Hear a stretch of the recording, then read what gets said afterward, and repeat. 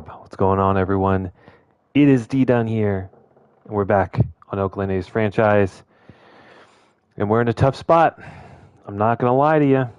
We are in a tough spot. We have clawed in the last month from 7.5 games back all the way up to 3 games away from the American League Wildcard spot. We tried to make some. We made some trades at the trade. We made some trades at the trade deadline. They haven't actually panned out for us very well, to be honest. We got Tristan McKenzie, who we were banking on. Looking at his past 3 years, we thought, maybe he'll bounce back in the second half. Didn't happen. He actually got a little bit worse. Started at a low 4 ERA, now over approaching 4.5. So not great. We also got Trevor Rogers, who we have in the long relief role, just looking for someone younger, a little bit higher potential. And again, he was pitching in the low 4s, and now he's almost approaching a 5 ERA. So really not good. And then our other big piece, which I think is probably the closest one to being quote-unquote good, is Ahmed Rosario. As soon as he came to the team, he started slumping a little bit. He's on fire, in air quotes, right now. Still batting over 300, 367 on base, and a 475 slug. His OPS when he joined the team was actually over 900. And I see this guy, he's approaching 30 years old. Pretty decent contract, but probably close to his ceiling. But he was overshadowed in Tampa Bay, just not getting a ton of at-bats. At least this season, he wasn't getting a ton of at-bats. And Tampa Bay was doing poorly. So they were selling. I thought, here's a guy that can plug and play on the infield and the outfield. And he has done well. Like I said, as soon as he joined, he was slumping a little bit, but he's since picked things back up. And I think that was a good piece. We did get bitten by the injury bug, though, however. Where is there not? Oh, here we go. So on the 60-day, Dylan Carlson and Ryan Noda, 2 everyday starters, are out on the 60-day. Both will not see the playoffs if we make it. Absolutely heartbreaking. And then we have, some AA and AAA guys that were also injured for quite a long time. So really disheartening to see Ryan Noda and Dylan Carlson go down. But we're thin in our division. Like I said, we are only 3 games out of the wild card. So we're still in it. We are still in it. In this episode, I'm going to be playing a game versus the Astros and versus the Yankees. That's going to be our inner division and outer division. Simply because those are the 2 best teams that we're going to be facing. Hopefully I play well and can manage to steal a game whereas simulated, maybe we don't. But first things first, we have September call-ups we need to deal with. We have 3 spots that we need to fill. And first, I know the first 2 right off the bat. One is Mason Miller. Part of the reason we pulled some of these trades was to protect our younger players. Now, Mason Miller, 26, he's obviously not old. He certainly hasn't reached his peak. But in the majors, he just hasn't been that guy. So he's gone back and forth between between the majors and AAA. He is performing pretty well, still walking probably too many batters. Definitely not the Mason Miller that we're seeing in real life, although someone finally hit a home run off of him. But in AAA, he has a sub-3 ERA and a 1.29 whip, which is very, very good. So, Mason Miller is back up to the majors. We could bring up maybe one of these AAA guys, but I don't think so. we are actually going to elevate our second-year guy, Stuart Orr. We got him in year one, or we drafted him in year one. He's already 24, and he has excelled in Double-A. He has a sub-3 ERA and a extremely low WHIP, so he is going to replace Mason Miller in Triple-A. He gets the push-up. And then we already have 5 Double-A pitchers. And Double-A doesn't play that many games. Oh, but Gunnar Hoagland's on the IL. So let's go ahead and we'll move up Crespo. He will get a month or a little bit less than a month in Double-A to kind of show us what he's got. Next player, Luther Hanna. It doesn't show past year stats for the minors, but both years he's had, I think, a sub-2 ERA. He is striking out batters at an insane rate. 73 strikeouts in only 50 innings pitched. Insane. Absolutely insane. As you can see, his hits and his hit per nine and his K per nine have gone up by 6 and 8 respectively, and this is not just one season. At 18 years of age, he dominated the doubles in his first year, and here he is again in his second year. And so we're going to add him to the 40-man, and he is going to make the jump from Double-A all the way up to the majors. And I'm very interested to see how he does. Along that same lines, I want to look down here, see if we have like another high strikeout guy, or someone who, has potential to be a high strikeout guy.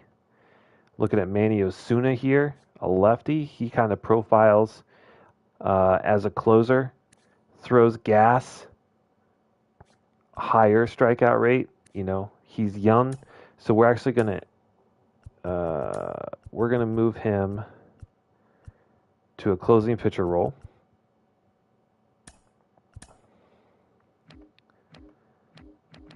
And he's going to go to Double-A to replace Hanna. Like I said, I think he kind of, he's still very underdeveloped, but with B potential, he looks like someone who would profile as a potential closer. So we will put him there. And then we have one more spot to fill.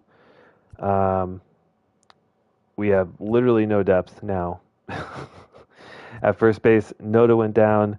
So he brought up Sean Lima. He's been our everyday starter now.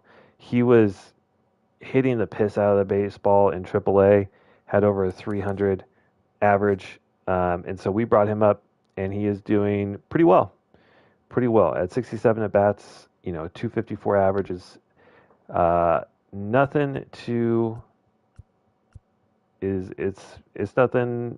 I don't even know what I'm trying to say. I've lost my ability to speak today, apparently. But looking at some of these other infield prospects, nothing that's really breaking out at me. Nothing screaming like, hey, pull this guy up. We brought up Blade, who has been okay. Okay, Blade. Still waiting for Meza to have a breakout year. Although he's doing much better than last year. I'm glad we brought him down to Double-A. Mike Estrada definitely has a bat. I don't even remember where we got this guy, honestly. I think maybe we drafted him. I'm not sure, but dude can hit the damn ball. So it could be him, although he's not very good on defense. Insanely low reaction time and fielding. So maybe he gets the call up. Outside of bringing up another pitcher, I think that's probably going to be it. All right, so we'll bring up Mike Estrada, add him to the 40-man, move him to the MLB. Now, he's just probably going to be a bench bat or maybe a pinch runner. But dude can hit, dude can get on base, and he can run and steal. So, add some depth. Now. We have to fill some spots here. We have to fill some spots.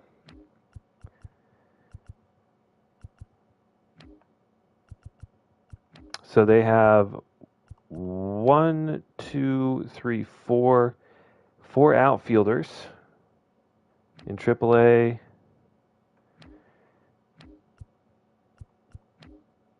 Two short, two third, a second. They have no first baseman. Do any of these guys? Okay, so Schofield, he can double as our first baseman and play third, so we're covered there.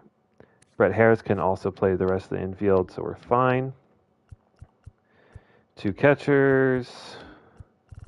So 1, 2, 3, 4, 5, 6 relief pitchers. And 2, 4, 5 starters. Okay, so they should be good. Double A. Okay. So let's just go through real quick and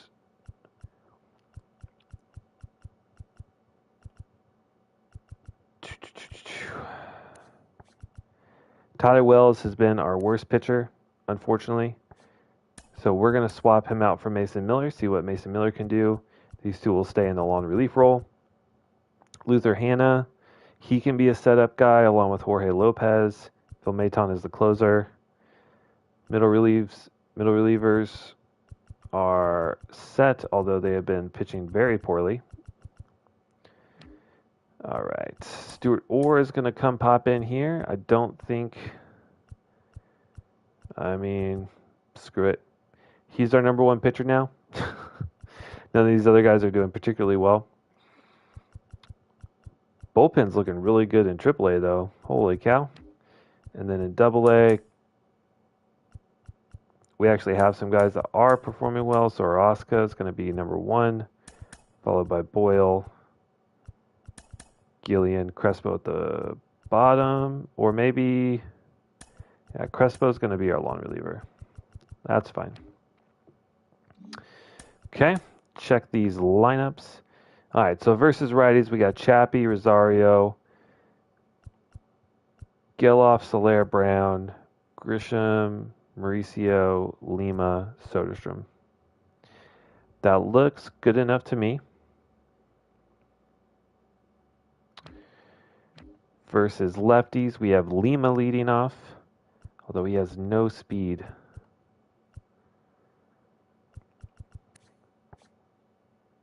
He has no speed. Curtis Mead has some speed. He can also play first, and he's better defensively, but Lima has proven that he can hit the ball. So we'll leave him in there. It would be nice to have leadoff guy with some speed, but that's fine. Geloff slumping, but, you know, he's kind of our star, so we're going to slot him in, and we don't really have anyone to replace him. And then maybe we do... he's just... How do they compare defensively? I mean, it's not even close. I mean, 40 reaction, 40 fielding. That is tough. Okay, well, so our lineups look good. Down in AAA, what did we take? Oh, we took the left fielder. All right, Colby, you're the guy now.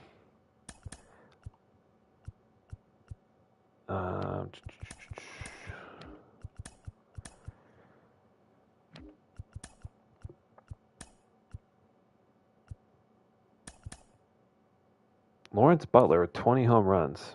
Looking real good. Looking real good. Happy to have him there and developing, getting lots of meaningful playing time. Let's see, this is versus lefties. Let's put Nick Allen there at number 2.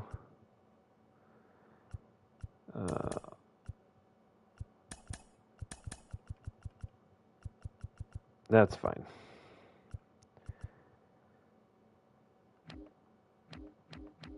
And AA, I don't think... Yeah, we didn't have to adjust anything. Okay.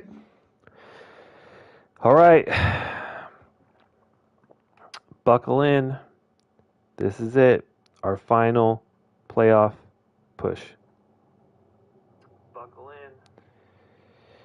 All right. So, like I said, we are going to play our 2 games, our 1 interdivision, our 1 outer division. Same rules as always for the regular season. This is huge. Coming up against the series against the Mariners, they are right behind us. We need a sweep. We need a sweep. Okay, we get 2 out of 3.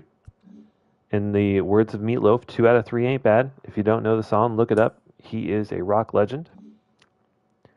Name of the album, Bat Out of Hell. Following album, Bat Out of Hell, Back into Hell. Rock opera, if you're a huge fan. More rock than opera, but anyway. Getting sidetracked. Let's take a look at the standings. All right. First series in the books. We have climbed from 3 games out to 2 games out. Hope is alive. Hope is alive. Okay.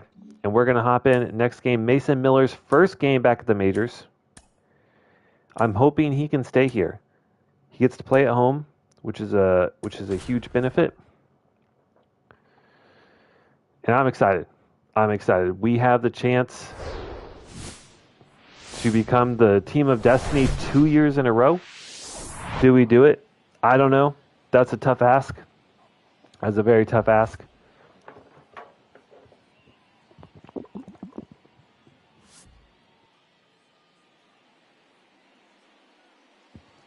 Got to wet my whistle a little bit. Very nice first pitch. I will actually be in the Coliseum in a few weeks. So I'm excited. All right, Jose. No trash cans here, buddy. First pitch from Mason Miller is a strike. Cutter high and outside. Run, Lima, run. Run, Lima, run. And that is out number 1. Lima. Ooh, Lima Bean. That's a pretty epic nickname. The Lima Bean at first. Flick the Lima Bean.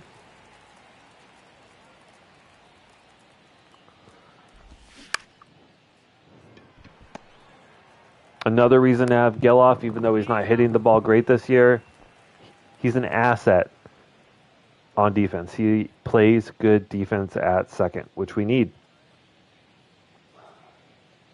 And the ever-dangerous Yordan Alvarez.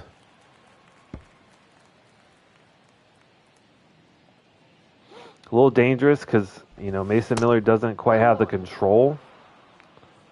And Alvarez can certainly tee up 100. So the velocity doesn't necessarily help you. That one at 100, though. Let's go with a high up and in cutter. That's a ball. Back to it. I'm okay with missing and walking Alvarez. He doesn't have a ton of speed. And it's certainly better than the alternative. Can we dot up this slider? That's a ball. Take your bait. Not a bad pitch, honestly. I know it looks bad, but you don't want to miss over the heart of the plate. So I'd rather miss outside. Doesn't get much easier here with Kyle Tucker. No balls, 1 strike. But like I said, Alvarez, he's not going to steal. 1 ball, 1 strike. And they're willing to. Looks like they're willing to swing up in the zone, so we're going to go even higher. 2-2. But perhaps a little too high. Kyle Tucker pops one out into foul territory. Chapman is up. Oh, man, can you imagine Matt Chapman's motivations playing against the Houston Astros in the playoffs after the cheating scandal? Leading off for the A's, the first baseman, Sean Lima. All right, Lima Bean. All right. Are we Valdez? Yep. Facing Fromber. What a name. Facing Fromber Valdez with his arsenal. Coaching our guys to look down in the zone. Like that.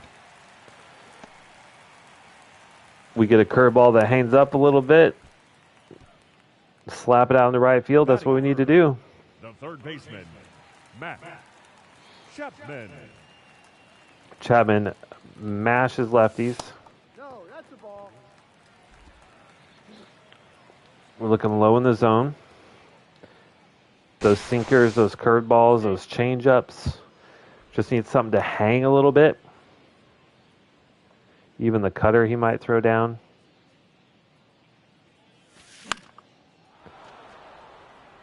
That one hit okay, but right to the left fielder. I mean, can't put the bat on the ball much better than that.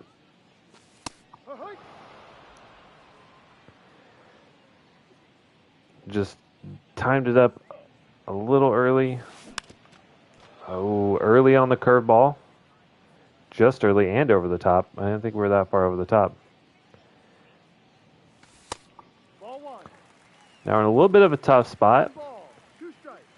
1 and 2 with 2 outs, but I have confidence in Jorge Soler. Never mind. The man is blind and he swings at a curveball way below the zone.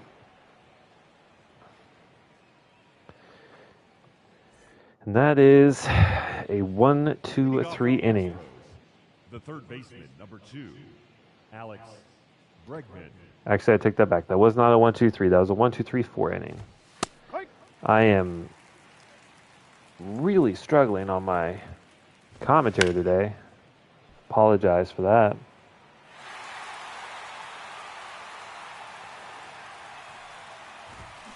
I think we're up here in the zone all day long.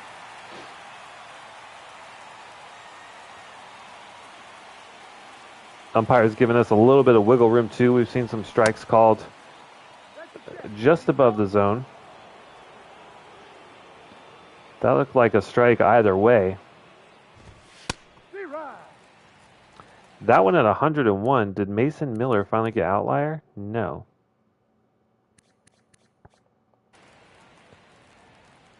That would have been nice. That's something I want for him. And Lima Bean getting his second out. Starting backwards with a slider this time. No dice.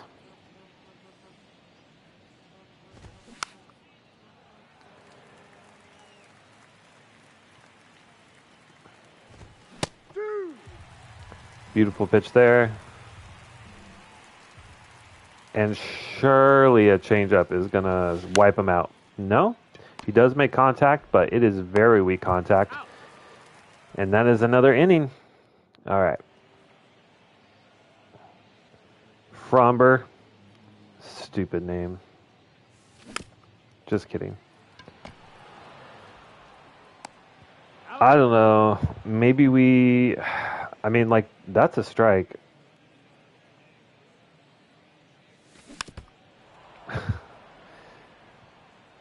It's going to be hard. It's really hard for us to distinguish between some of these curveballs that are right below the zone and right into the zone. That one hangs up. We get a piece of it, but just not enough power to drive it out. Trent Grisham, last year's World Series MVP. Problem is, it's easy to kind of tell when these pitches are going left and right for balls. It is a little bit harder to gauge these north-south balls. And after seeing, like, you know, curveball at 80 and then 95 on the sinker. Run, Grisham, run! No dice.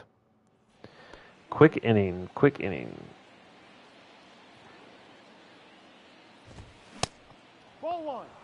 Okay, Mr. Umpire.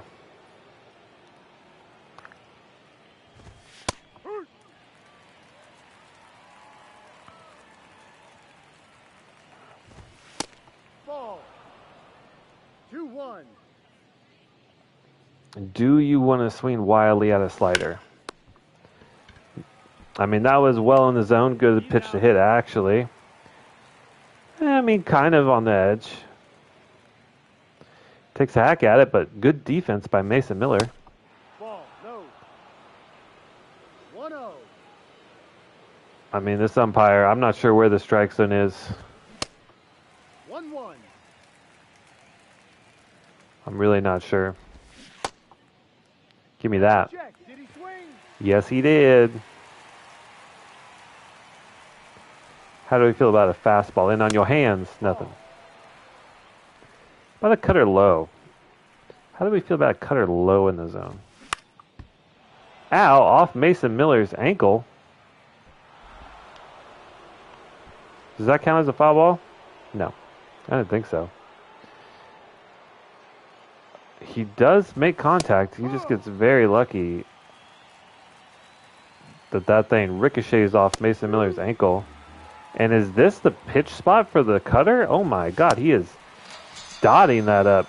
We're going to go right back to it. Holy cow. Have we been throwing the cutter wrong this entire time? Oh God, and Mason Miller hitting the ankle again.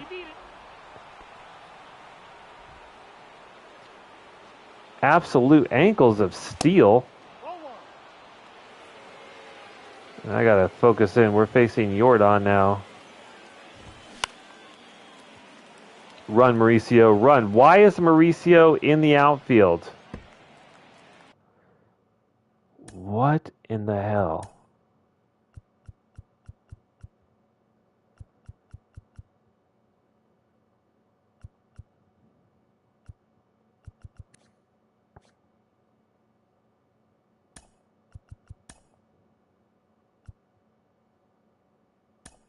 Yes, I want to swap positions.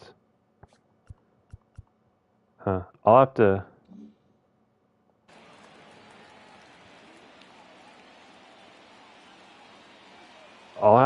check that out after this game. Alright, come on. Make the slider work. Ball. Got it. Ball. Nope. I mean, this has been the pitch. I know that's not a good pitch to pitch against a lefty, low and inside on a lefty, but Jordan's getting the gas. Oh, man.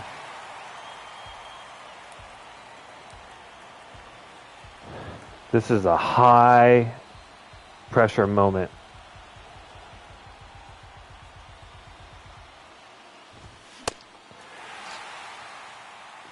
Absolute clutch pitch by Mason Miller. And now I know where to throw this cutter. That thing is an absolute dot. Okay. We're into the second inning. We only have Framber Valdez at 17 pitches. We've got to be disciplined.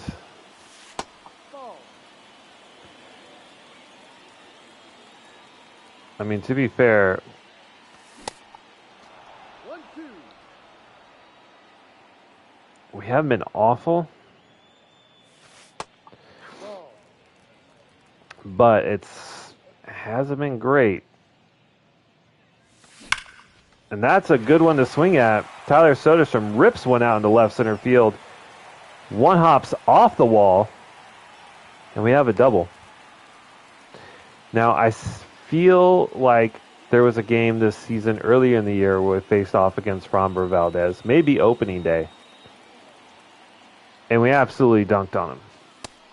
I know it's the wrong sport, but if it was basketball, he was on a poster. We absolutely teed off on him. Ball 2. Come on, JJ. See that pop? That's a strike. It's a good cutter.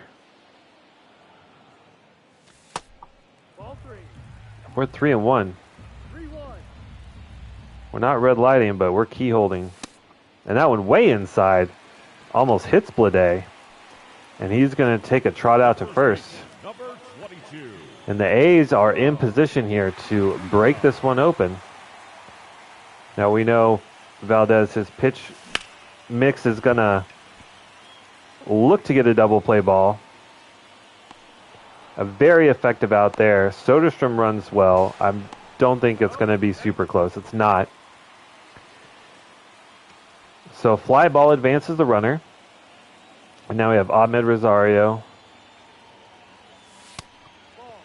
Really good against lefties. Really high clutch.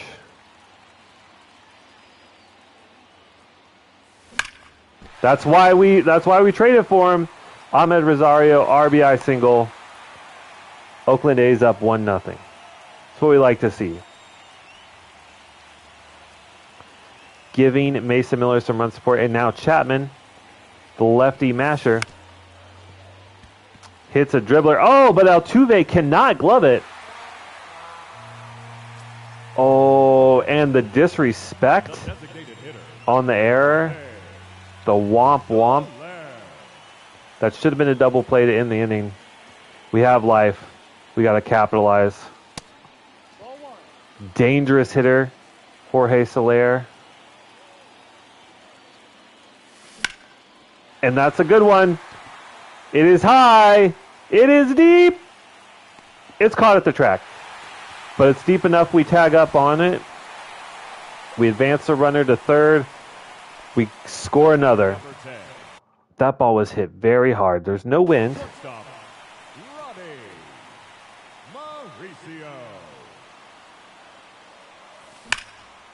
And a rocket down the first base line is snagged. End of the inning, but that was a good one for the A's.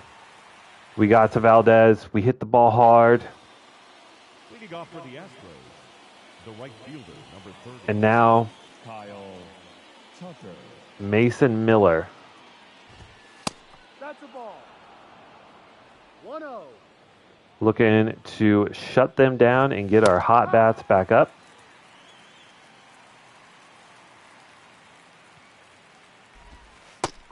No. 2 balls, 1 strike.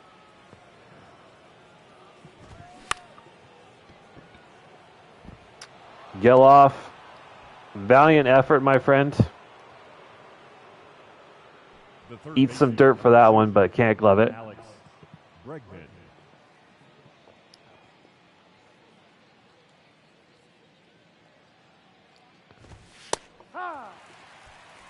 Bregman takes a fastball right down the middle. There is no better definition of right down the middle than that. Another check swing that we don't get the call on. And Mason Miller's going to go for 2. We get 1, but not 2. Good effort. A lot of hits coming right back to Mason Miller. Scary day for Mason Miller. He's gloved one. He's got hit in the ankle twice. Ball 2. No. And we are in danger of walking another batter. Looks like the stop sign was on. Doesn't swing at a fastball down the middle. But the very next pitch on the black doesn't get the call. I think all in all, Mason Miller's pitched pretty well. We are getting some really crappy calls right now. Looks like they're going to test the arm of Rosario. No, they will not. Only 40 speed from Bregman on second. They don't send him. No. 1 ball, no strike. We're really hoping that we can work out of this jam.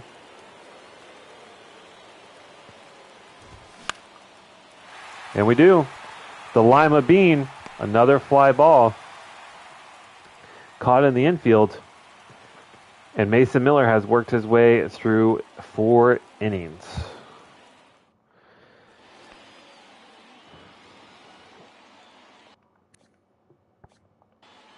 We'll probably see Valdez for a while unless we just hit him out of here. He has great stamina. He's only had 35 pitches through 4 innings.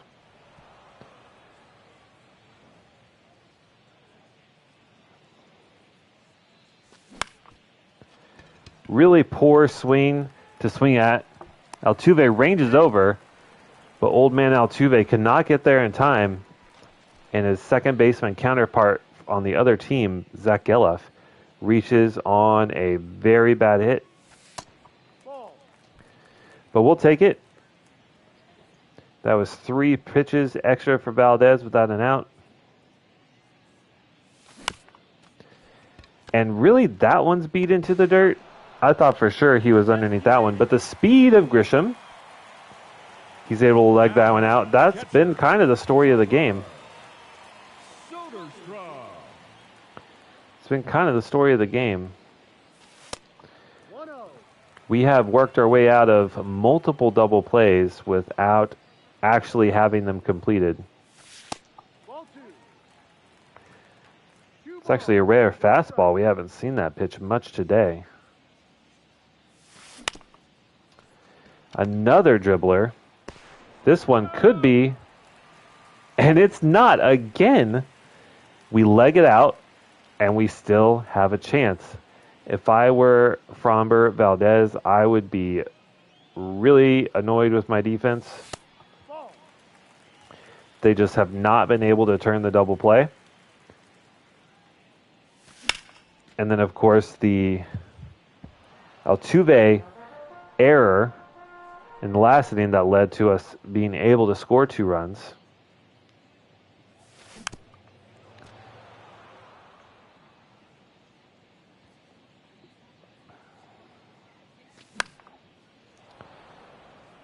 And it looks like that sinker is going to do us in. We're swinging it a lot.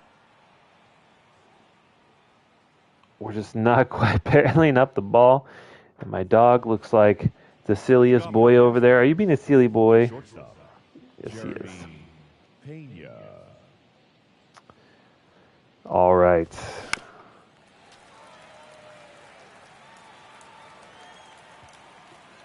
Mason Miller into the 5th inning at 65 pitches, so not incredibly efficient, but efficient enough. He has gotten really unlucky, has gotten some bad calls, Ball 1. 1 ball, no strike. and he's also gotten hit 2 or 3 times this game. I think, uh-oh. That one's gone. Cutter leaks into the heart of the plate, and now Altuve takes this yard. A single shot. It's just not where the cutter goes, my friend. 0-1. And our stamina's starting to leak a little bit. Already at 71 pitches. But anyway, there's just the ones that were hit right back to him off of his ankle. Ended up getting those runners on base, where normally I think those would be outs.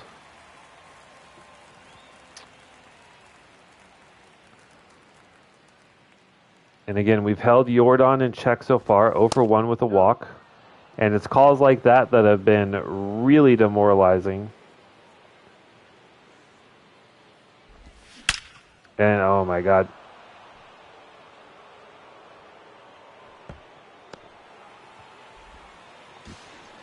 Grisham's able to hold that one to a double. Thankfully, Jordan is slow. But we're gonna warm up our lone relievers. We're probably gonna need, 2-3 innings, and we have another dangerous hitter in Kyle Tucker. 1-0. Mason Miller is. Ball, no. He's not locating particularly well. He's getting hit hard. Already gave up 1 home run. I mean, we get an incredibly fortunate call there. Full count. And we got to go with the pitch we've been the most accurate with, which works. Ground out to Geloff. You're out. Mason Miller gets to the fifth, giving up one run.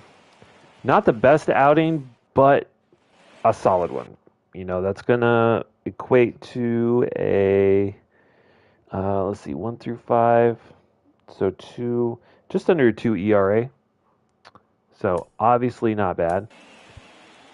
Not great, but not bad.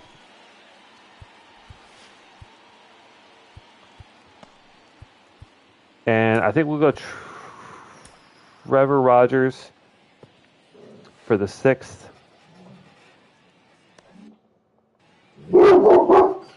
And the mailman is here. So my dog is going nuts. Another curveball that we roll over on. That's an out. We've got to be more selective with our pitches.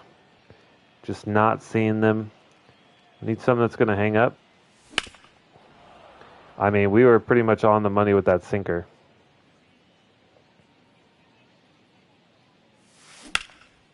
And that one was a pitch to hit. Rosario gives this one a ride, almost out to the warning track, but, you know, not a ton of pop in the bat. Chapman does, though. Ball one. Give me that one. That one might leave the yard.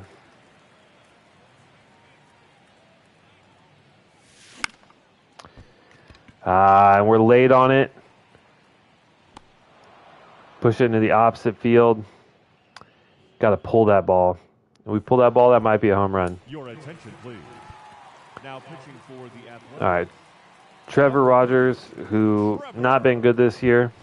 Rogers. Hoping for good results today. Go through an inning, maybe 2, depending on the batters coming up behind these next 3. All of them pretty weak against lefties. Pretty weak eye right there as Bregman just stares at a slider. That very hittable ball there.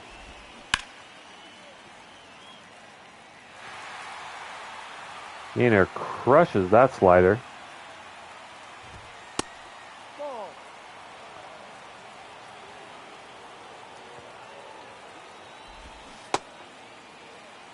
One ball. Get a swing and a miss on the changeup. We'll go back to it.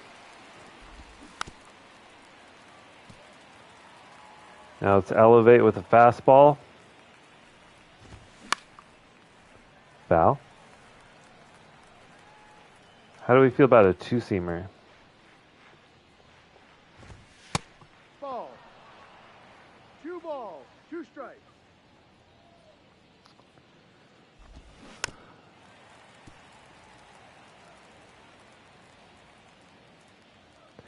Gainer Diaz doing a good job at the plate. So that one, absolute dot low and away from Trevor Rogers. Pitches don't get much better than that.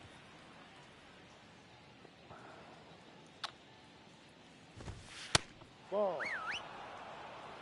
1 ball. No strikes. And Trevor Rogers already tired after 13 pitches. The ball. 2-0's the count. Seems dubious.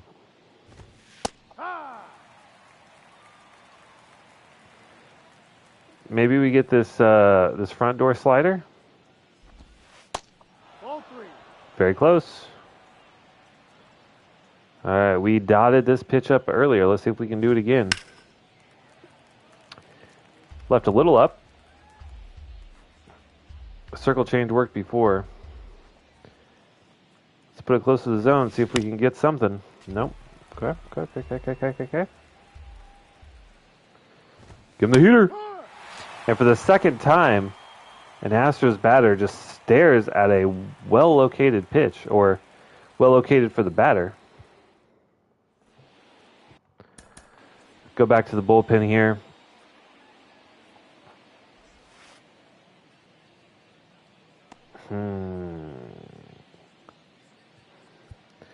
Looks like we probably switched to a lefty.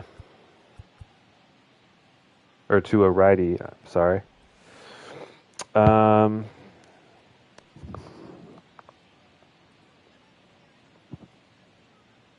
Yeah.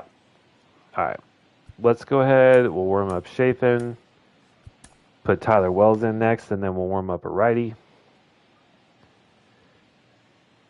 All right. What do you say we give the next pitch a ride, Jorge? That's the ball. 1-0. Let's look for an actual mistake pitch and not just one that looks good. Ball 2. 2-0. For some in the lower part of the zone, sure, but not below the plate. Oh, that one. Circle change, not left up, but very hittable. But again, we roll over. 1-0. Really wish Valdez would just start throwing some fastballs. I would love to hit a fastball. That'd be nice. Ball 2. But everything is, I mean, sinker's not an off-speed pitch, but he's got good break on it.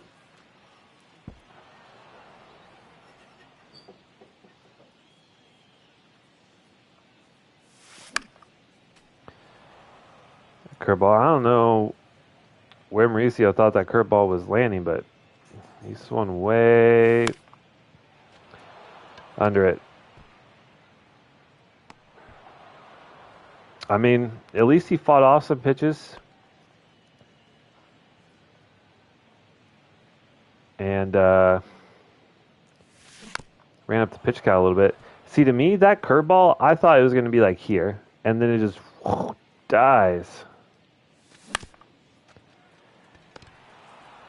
Same thing with that sinker. He's out. Just really hard to gauge where these breaking pitches are going to break to. Now pitching for the A's, number 68, Tyler Wells. And I mean, that's why he's such a good pitcher, right? That's why he's their ace.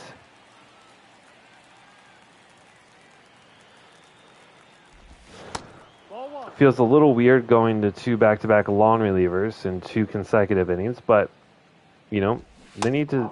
Jesus Christ. 1-2.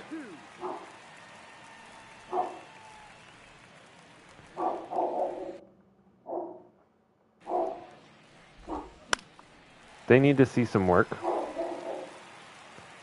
We need to see why they're doing so poorly. Nice swing and miss from Tyler Wells there. See, I don't know why Tyler Wells isn't doing well when we pitch with him. He's got a great slurve. He's got a great slider. These are like 2 1-1. great put out pitches. He can locate well. I can only assume he's just inconsistent in his location.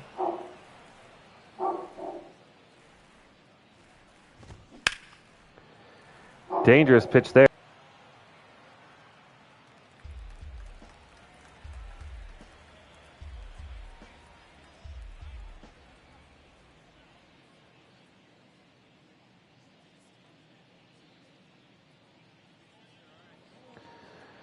Sorry, trying to get my dogs under control. Another strike 3 looking. Seems to be the only way we're getting strikeouts for the most part.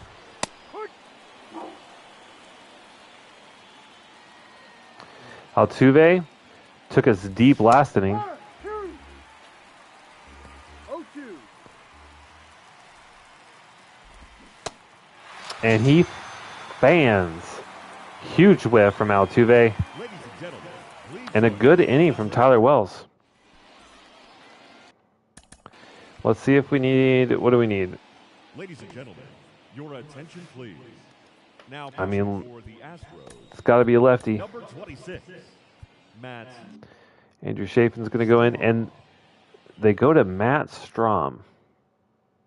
Okay. Curious decision here after 6 really good innings with Framber Valdez. We still have plenty of stamina. I guess maybe Houston's thinking we can afford to drop some games.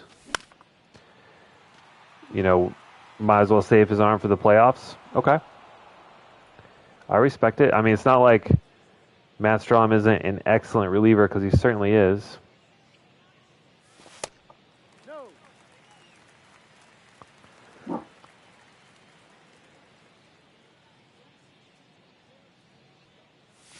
Ball.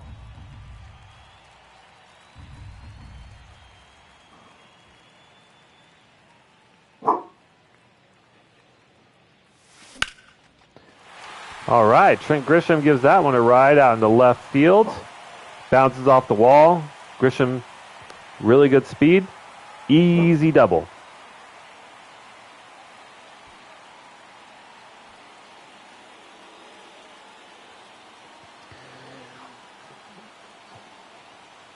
And it's funny, after seeing so many curveballs with Valdez, One strike. the next one we hit with Strom is a curveball. Ball one. One ball. One strike. Tyler Soderstrom over 300 for the entire season with runners in scoring position. That is an amazing statistic. You would think his clutch rating, oh, it's already up to a 68. That's pretty good.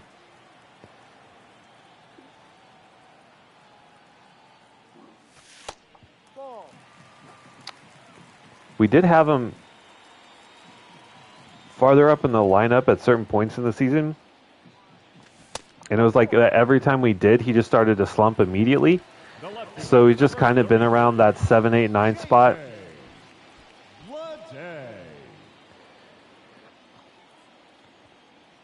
And we get back-to-back walks, or a double and then a walk. Lede, though, does not have the clutch and also does not have the contact skills. So a walk here would be really helpful for us. No ball. Two strikes. And we're late on the slider. I think realized it wasn't a fastball too late. 1-2. Honestly, I wouldn't mind a strikeout here. I feel like a strikeout or a walk. Obviously a hit, but that is a mean slider. Even though we're only just early on it, we still whiff. And Sean Lima's giving this one a ride. It is high and deep out into left field. Banks high off the wall. 2 bounces before it is gloved. And that is going to score 2 runners. Sean Lima clears the bases on a 2-run double. They should have left Framber Valdez in. Now we see Brandon Bilek, the right-handed pitcher.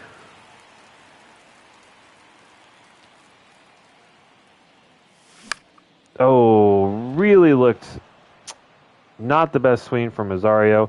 Not the worst pitch to swing at. You know, kind of high in the zone. Now pitching for the Astros. And it looks like there was an injury. Now we have Rafael Montero.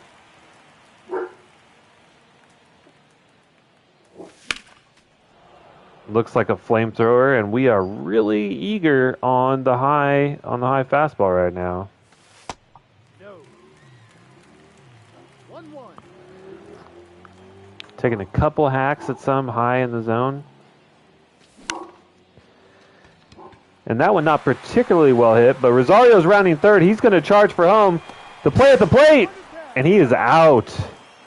Ahmed Rosario, aggressive on the base paths. Gets thrown out from left field at home. Your attention, please. Now pitching for the Athletics. And now we have Andrew Chafin in. Andrew Chafin.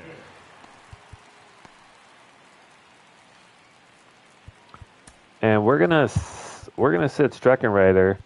I would like a chance to see Luther Hanna pitch. So we'll see. We're still in a safe situation.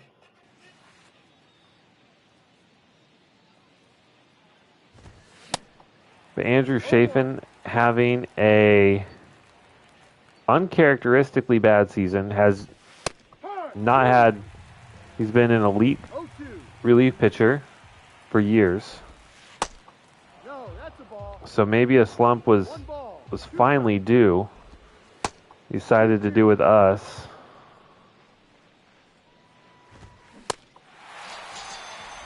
And batter number 1 is a strikeout.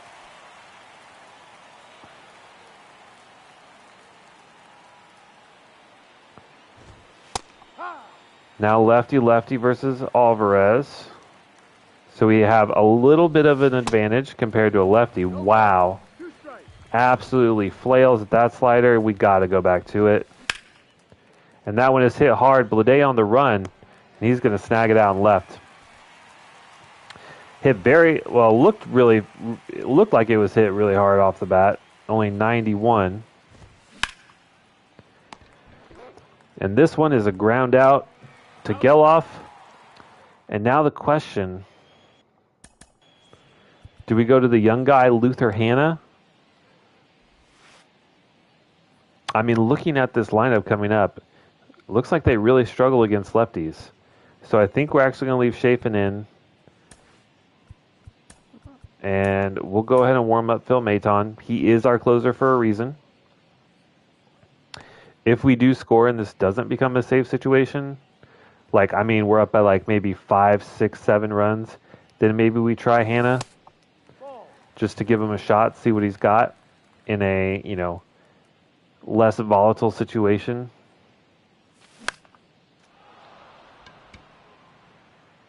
Another high fly ball for Jorge Soler. This one does not get to the track like some of the previous ones, but he's been okay. Has definitely had some pop in the bat. No.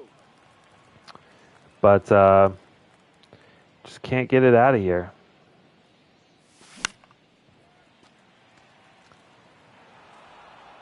Now Mauricio's starting 1 for 1.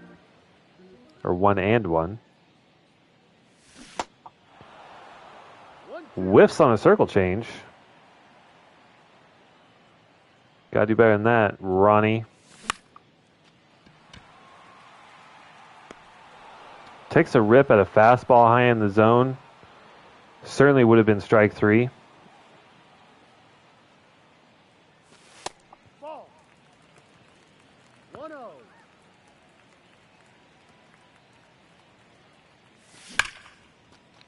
And Geloff rips one into the gap between second and third base. Past the shortstop with a single. Makes him 2 for 4 on the day.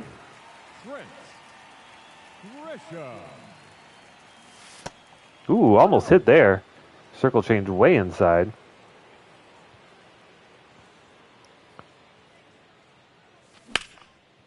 And Grisham's going to give this one a good ride out to center field. Not quite to the warning track and caught.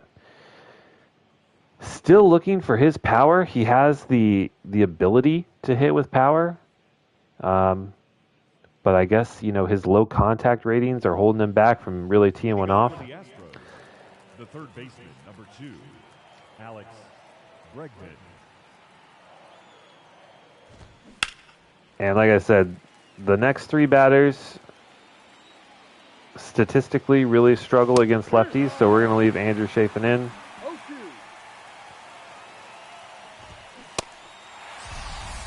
0-2. And that's why. Maybe he's finding his fire again.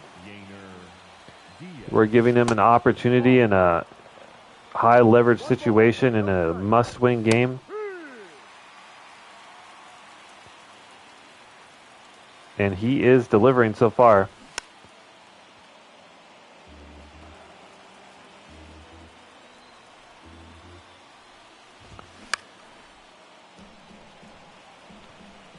How do you feel about a front door slider? Oh my God, the glove from Chafin behind the back. Ridiculous defense there. And you can tell maybe the struggles of this year. No ball. He's probably frustrated with himself and is a man on a mission. No. Looking to prove to his ball club that he still got it at, 33 years of age probably? And that's going to do it. He goes 2 innings strong, gets the save. Mason Miller with a strong performance as well, made it through 5 innings with 5 hits, only 3 strikeouts, 2 walks, and only 1 earned run. Somehow gives him player of the game. Kind of a story of the year that we've seen so far from these games with the Athletics. They have done just enough to win offensively, and pitching has been good. That's been our strength this year. All right, so we win our first one against Houston. We got Julio Arias, our ace that we pulled from long relief role to starter, and he gets blasted. Let's see what happened here. 6 hits, not great. 4 earned runs in 6 innings from Julio Arias. Tyler Wells goes 3 innings, gives up 2, and then Strecker and Ryder closed us out. I mean, not great. I'm going to see some home runs. Yeah, 4 home runs. Altuve, McCormick, Bregman, and Andrew Vaughn, all with homers. Okay. And the next game is a 4-5 loss versus Houston. Less than ideal result. Was that? I see Phil Maton name here on the loss.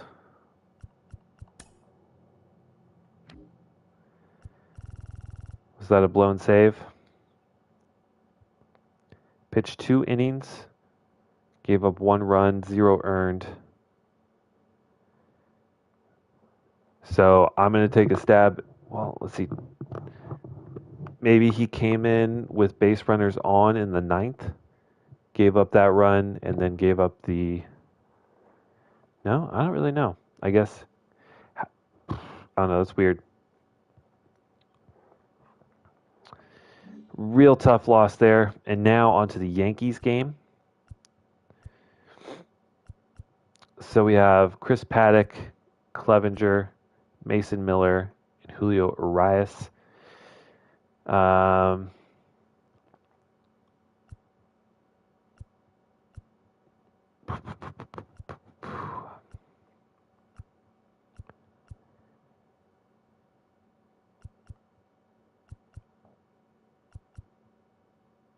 All right, we're going to battle against Garrett Cole. Okay, we win game 1. We'd love to see that. All right, let's see what we can do against Garrett Cole. Same amount of losses as Clevenger, but 7 more wins. Clevenger's been an okay addition for, you know, a guy of his caliber. He's kind of doing exactly what we thought he would do. We'll give Geloff the day off. And we will slot in Curtis Mead at second. Jorge Soler will go to the 3 spot. Brownie will move up to 4, and Curtis Mead at 5. Yeah, Mauricio is at short. I don't know how those 2 got flipped. That's weird. That's weird. Okay.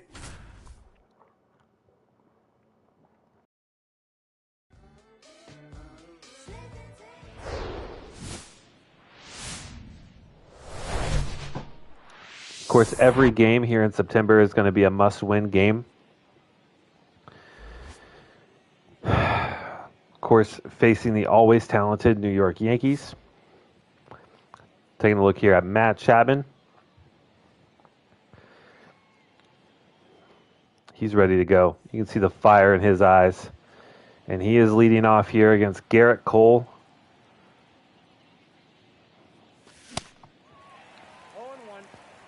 And he needs to wake up. 98 comes at you real quick, Matt Chapman.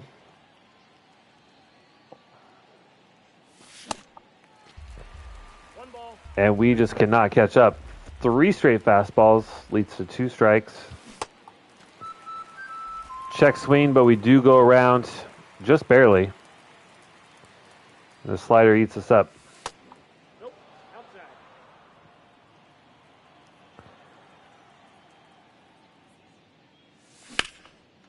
Ahmed Rosario slaps this one right back up the middle. I'm fine with that. I'm fine with that. Nice clean hit. Slider left right in the middle of the zone. Ball. Counts 1-0. 26 home runs from Solera this year. Not bad. I think he hit over 30 last year. But still a good addition to the team. I think we have him for maybe 1 or 2 more years.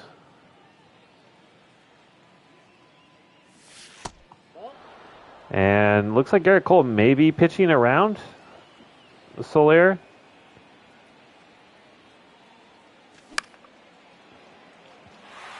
.100 on the gun on that fastball. Soler had his bat on it, but just could not time it up.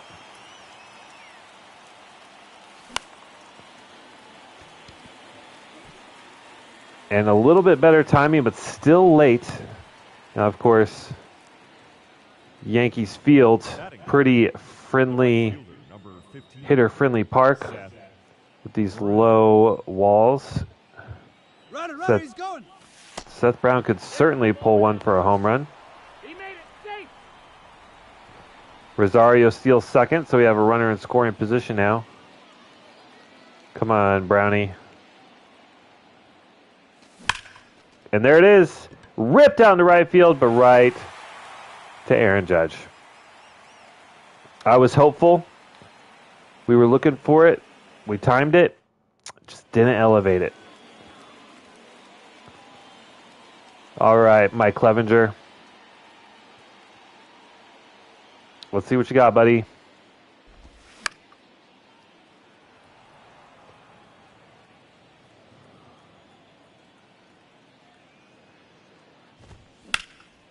Uh-oh. Uh-oh. And Brownie, flying into the wall out in right field, makes a great catch. You love to see that. Dangerous ball right there. Hit very hard. Want to avoid those.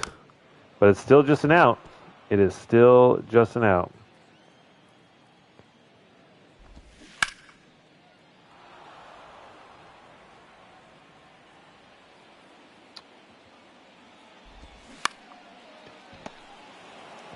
Great pitch there from Clevenger. Cutter just absolutely dotted. And now the dangerous, the immortal Aaron Judge. We got so lucky. Slider hung up in the zone. He puts good wood on it and hit very hard. But similar to our Seth Brown hit, goes right to the right fielder. The second baseman, Curtis Mead.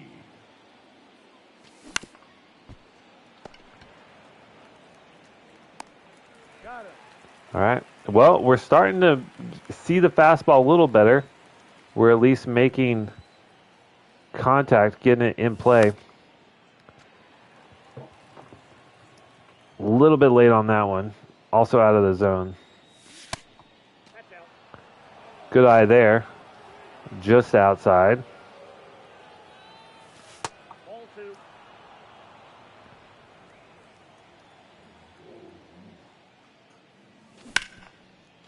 Now one hit hard. Now we're timing up the fastball. We're actually a little early on that. We pulled that hard for a left-handed batter. The shortstop, Ronnie Mauricio. So we need. I'm fine with singles. And that one hit right, high, deep, and it is off the foul pole. Gone. Ronnie Mauricio with a 2-run shot puts the A's up.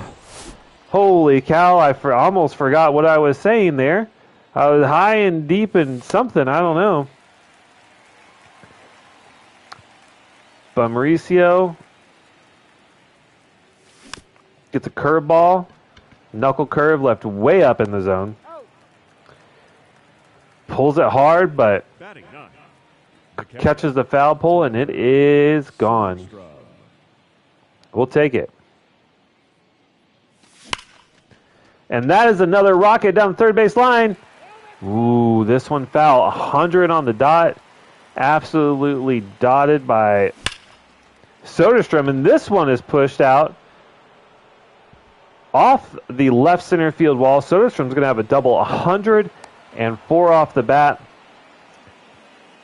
And the Oakland Athletics, I think, are starting to have Garrett Cole's number.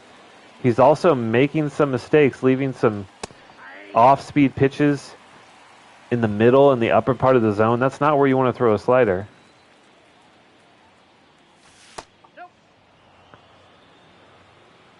Now we've turned over the lineup. Circle change gets a Chapman there. Tunneled very well.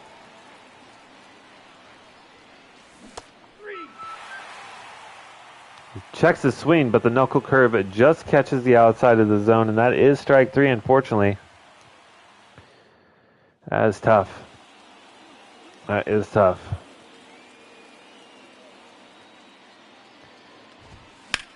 And if facing Aaron Judge wasn't easy enough, now we get the privilege and the honor of facing Juan Soto.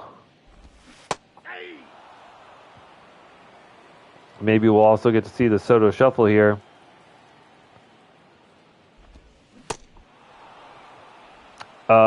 We saw that bat shuffle around him with a ridiculous swing, flailing at the Mike Clevenger slider.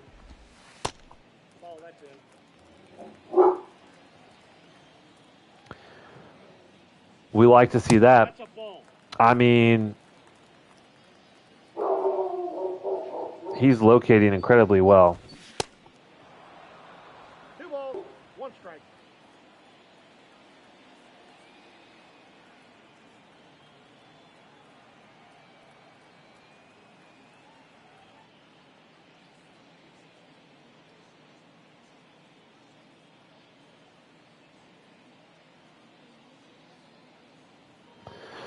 Apologies, had to go on mute right there. I don't want you guys just hearing Brick the dog constantly barking. I think my neighbors are having a party and they have a giant inflatable in their backyard. And I'm sure he sees that as a monster he needs to conquer and destroy to protect his family. So I don't blame him for barking. But enough is enough. And now here we are in a full count. Mike Clevenger with a challenge fastball. Definitely not his forte, as that one's a 94. Certainly not bad velocity. We're going to see if a changeup. It's kind of surprising. We've been throwing two-seamers there constantly, so you would think an off-speed pitch in the same spot gets us swing and a miss. But luckily we have the iron wall over there on third. Matt Chapman in his platinum glove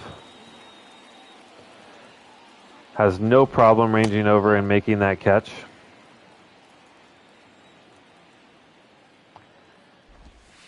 Ball 2.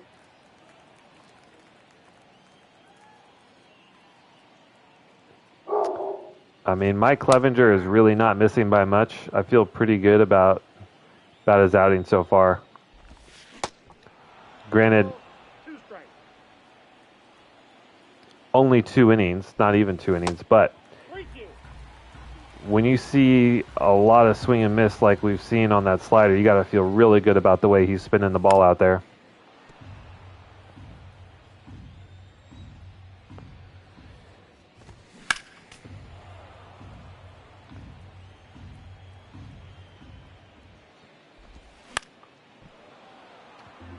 Giancarlo Stanton staying alive. Staying alive.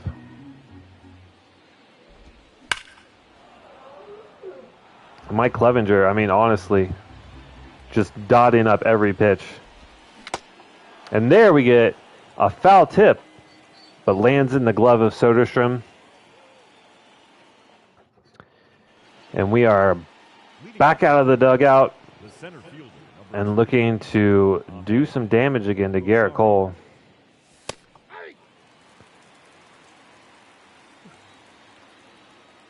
Rosario almost 1,000 hits so far in his career. And that is not going to be number 1,000. Still in triple digits. Facing very talented Garrett Cole. This one dribbles up to center. Shortstop is able to snag it. And the throw is made. Good pitch to hit at right there. Slider left, right, middle, middle. Inside, ball one. But we're looking to jump one of these fastballs. Ball, that's low.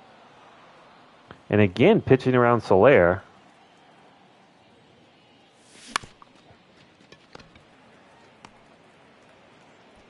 He's out.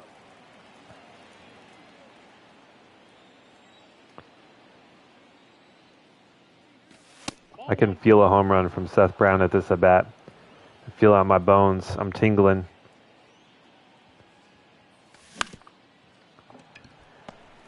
Okay, I was off by a little bit. Just over the top of that one. That's okay. That is okay. All right, facing Gleyber Torres now, who absolutely pops one to left center. Rosario is there. Hits the cutoff man. And that is a stand-up double for Gleyber. 104 off the bat, hit very hard.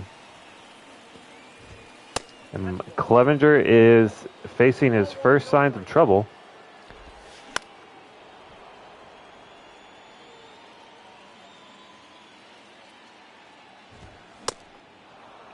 One ball, two strikes. Great pitch there.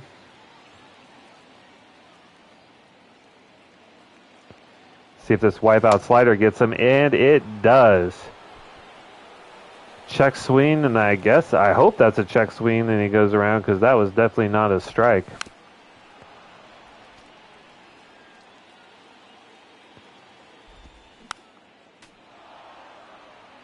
Let's get this slider running way away. Give me that. I mean, he didn't go. But I'd love to get that call.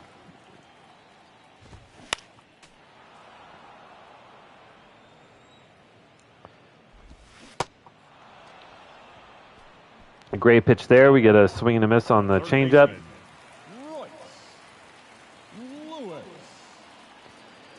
And we're hoping to leave that runner stranded. 0-1's the count.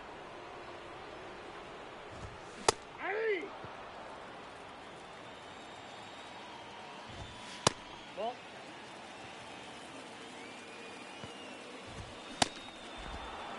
And we continue to get some pretty nasty swings out of the zone from these Yankees batters.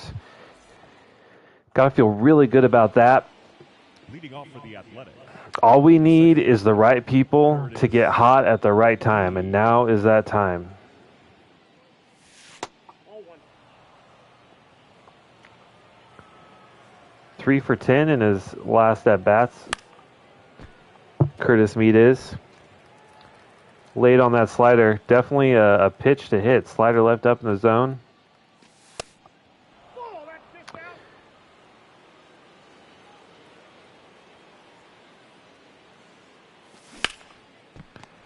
down. Ooh, great play by the third baseman over there.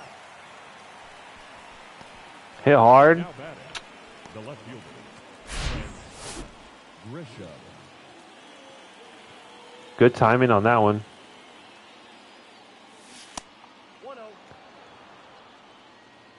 Definitely feel really good about the way we're playing right now.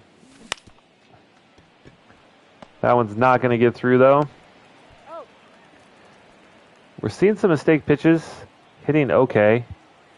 Teed up a couple fastballs. Ball one. So I'm happy with that.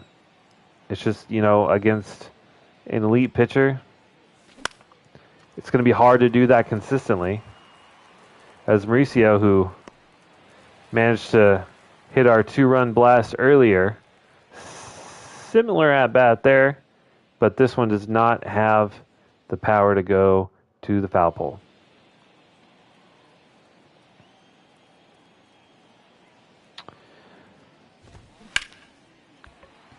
Clevenger up. Alex Verdugo down. 1 pitch, 1 swing, 1 catch, 1 out.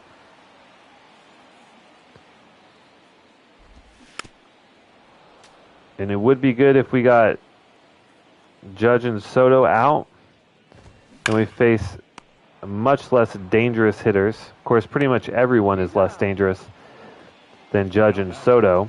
The right fielder, Juan Soto. Get there, don't let that go foul. Oh, man. That would have been an easy out if we could have snagged that one before it went foul. Nope. I mean, I respectfully disagree with your decision-making, Mr. Umpire. Inside ball. And there we see the Soto shuffle. I don't exactly know what that means, 2-2 to count. but we're going back to it on the slider. See if we can make him look silly. Okay.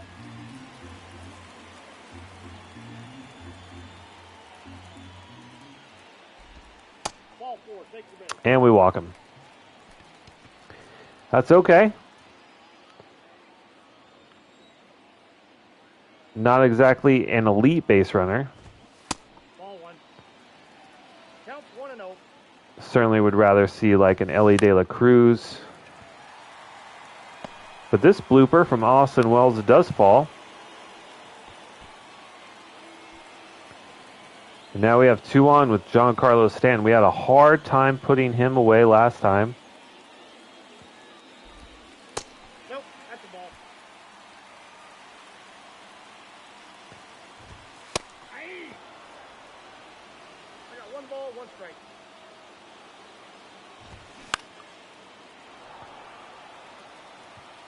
And what's going to be the put away pitch here? Maybe a cutter? It is!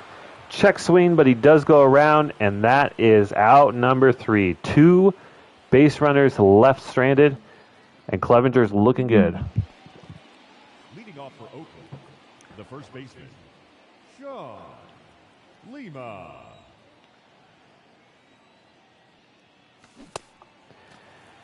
Good slider there.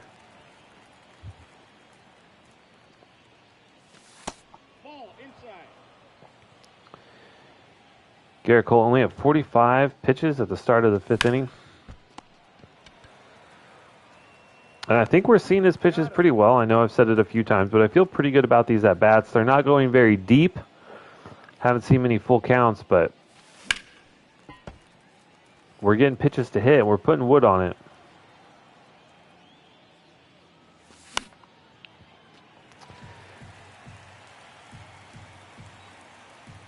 Soderstrom already with a double today.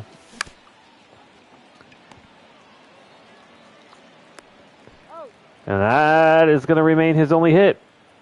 Now batting, third Good baseman, timing, but over the top of a fastball. Chapman. That's a ball. I think our biggest problem is we're swinging at pretty much everything in the zone. Not being quite as selective.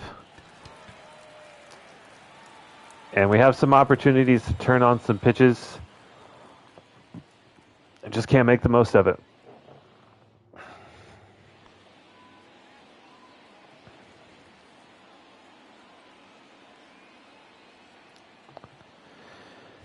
All right, Glaber had a hard hit ball out into left center last at bat. Obviously looking to not repeat that on our end.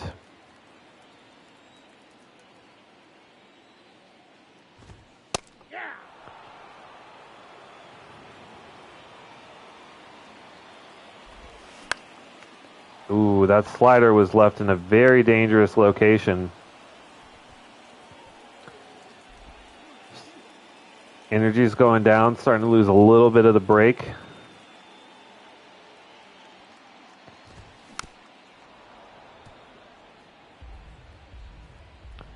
Let's still feeling good about things. Ball one.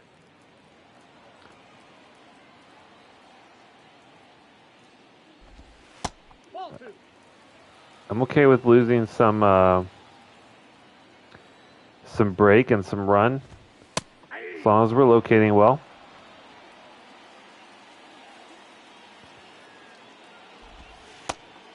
Count is 3. And I mean, I don't know. That pitch was on the money. Go with our money pitch. The slider does not get the out. Challenge fastball. Hit fairly well out to right field, but it's going to be another out for Brownie.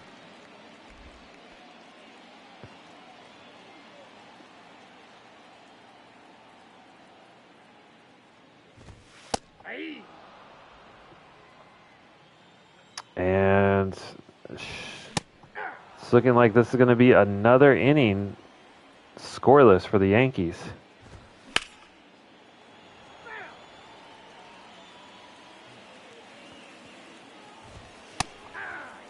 Ooh, very generous call there by the umpire. Some might actually call that a terrible call. I think I would probably agree with that. But we're running a little low on energy. We might get one more inning out of Clevenger. Still want to see Hannah, so we're going to warm him up along with go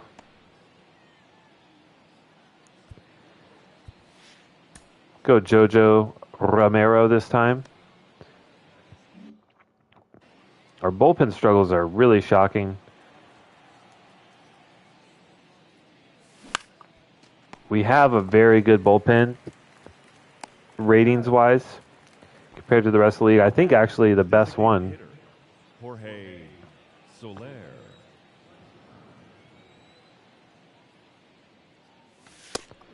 Ball one, no strike.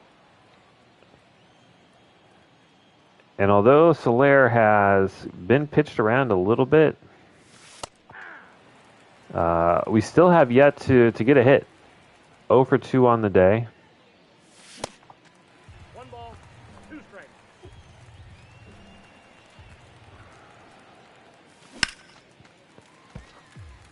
He does turn on the cutter, looking for a fastball, so a little early on it. That's ball 2. Doesn't bite at the curve. 2 balls, 2 strikes. Cole shakes off the first suggestion by the catcher. Throws a fastball high up, and that one's actually going to land, bounce, and over the wall. And Soler is going to get a double just late. And now we have Brownie.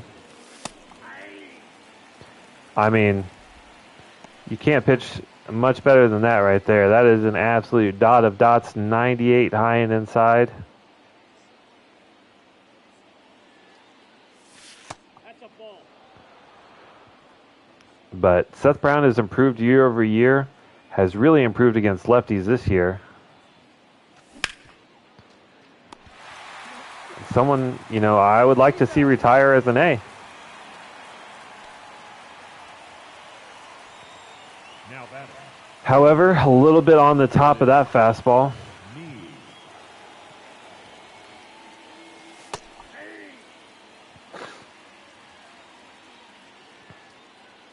Grounds out again, and now Curtis Mead up to bat.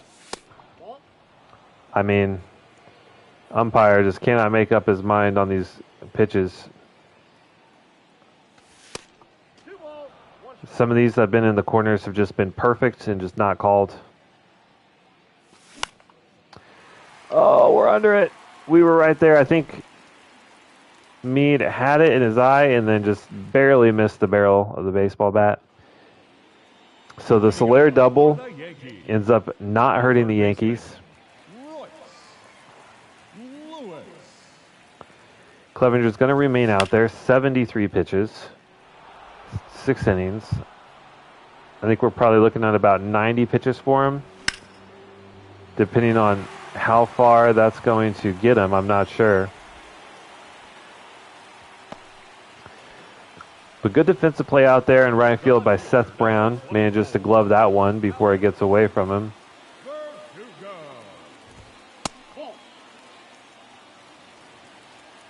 And already with one base runner on.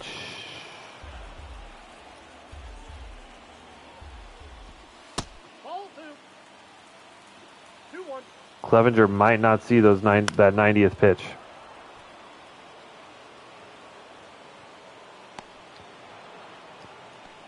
Routine fly foul ball there. Now batting, center fielder, Aaron Judge. Tempting to pull Clevenger now. But I still feel good about it. I'm also okay with a walk.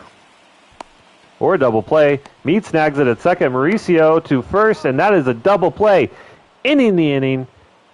And who's pulling Clevenger? Who thought it was a good idea to pull Clevenger? Man is elite. Your attention, please.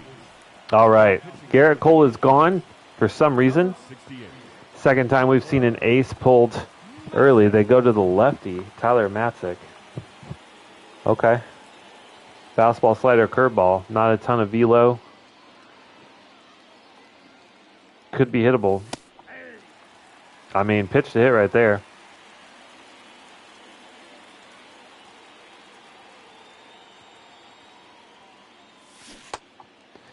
Oh, God. That is a whiff right there.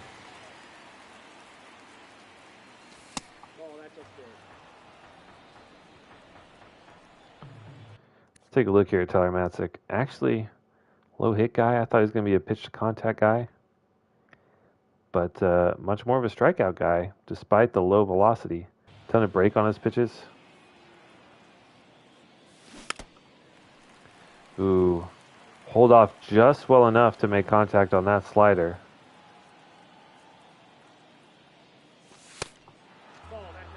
Ooh, that was a tough pitch to take, but great eye from Grisham. That fastball really close.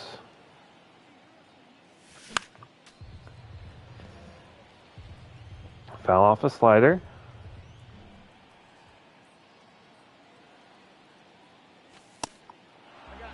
And we worked ourselves into a full count. Now we have specialized this year at getting to these relievers. Looking to maintain that. Just catch that curveball.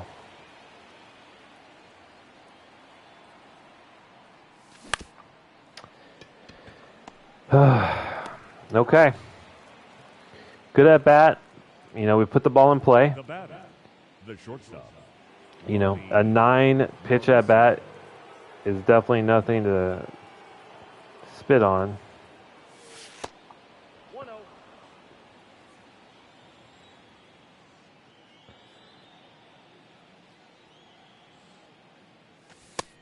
I actually didn't realize Mauricio was actually not. Thought he was pretty good both righties and lefties, but he is not very good versus lefties, is he?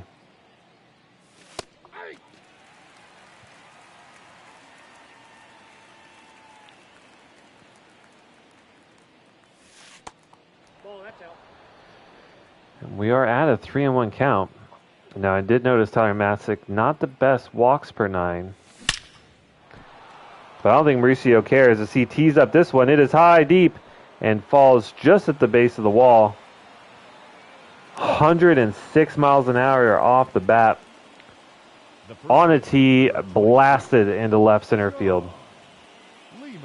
And never mind what I said about not being good against lefties. Lima being up. Oh my God, a pitch to hit. And he skies that one. Fly ball to center field. You really? That's a fly out? I mean, he didn't miss by much if he did miss. Not the best call from the umpire right there. Probably deserved a strike for Tyler Soderstrom. And we're under it again.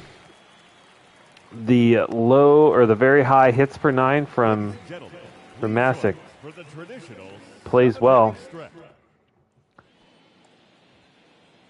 All right, at 82 pitches and against Juan Soto, we're going to trust Clevenger. He's been good thus far, but he has a very short leash. Excellent pitch there, just doesn't get the call. I think we're looking at around 90 pitches or a base runner.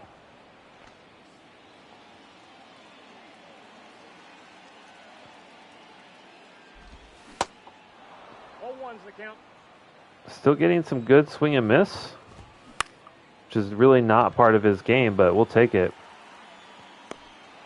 And that is 2 batters out in quick succession.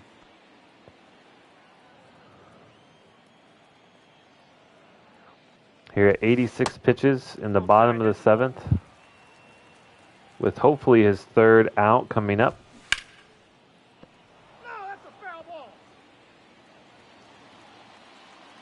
Now, Giancarlo Stanton has proven to be a tough out thus far, but this is going to be a lazy fly ball out into right field.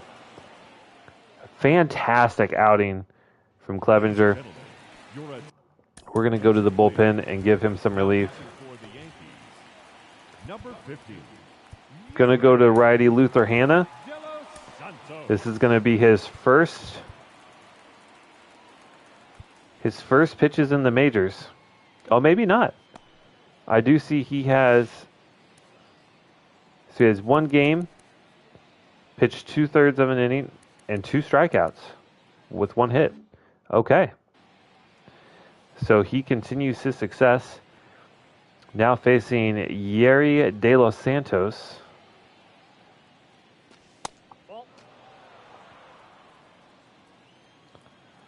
Going to be looking for these fastballs.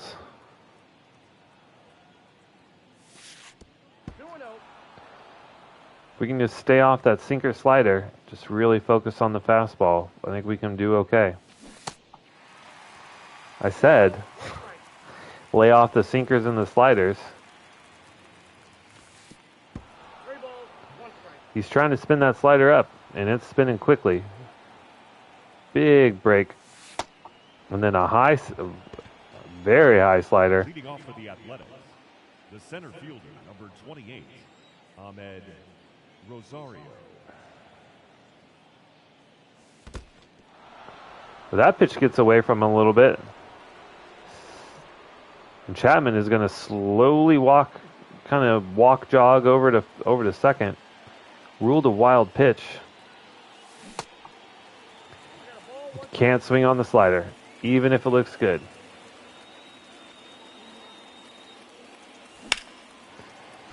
Although we swing at the next slider, but that one was fair. That one was a good pitch to swing at. And I'm not gonna lie, it's a very good slider. When it has some run, it is running. Fights off the high fastball. That's what we're looking for, but right on the black. Feel like you pretty much have to swing at that one.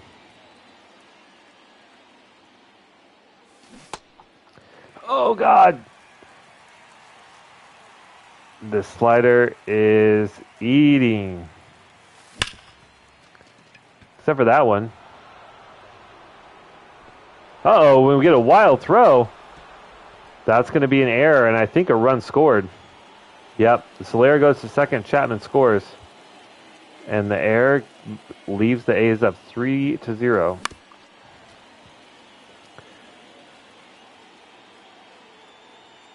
Unfortunate there for the Yankees. Oh, and De Los Santos snags that one. It is good enough to advance Chapman over to third. Or Solera, I guess, over to third. All right, Curtis, looking for you to do something.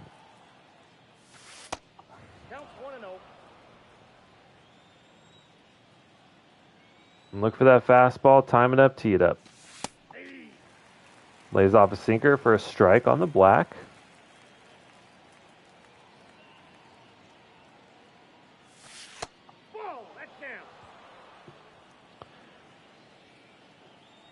These pitches have excellent movement. I mean, that one, jeez.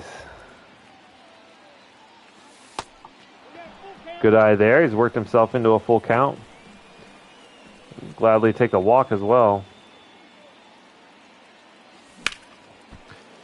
But that one slapped back up the middle, just to the right of second base. That's going to score Soler. And we're up 4-0. Making a little bit of a run. You know, really battling, just doing enough to scratch across these runs.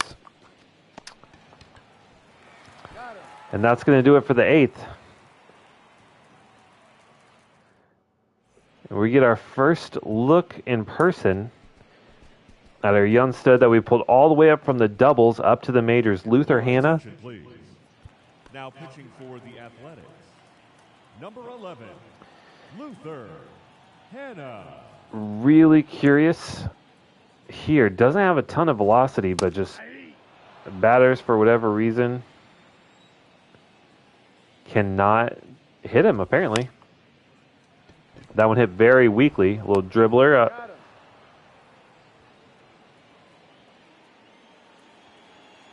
And I would assume that sinker is probably the go-to pitch. 0-1's the count. Although this fastball is incredibly accurate. Already noticing, like, That's a ball. he has not missed a pitch yet. 2 strikes. We go to the off speed. I think this goes all the way down into the 70s. 81 on that changeup. Excellent location. Now batting, the first baseman, Oswaldo Cabrera. And so far we've had a tiny little dribbler and a swing and a miss. Now, of course, up here in the majors,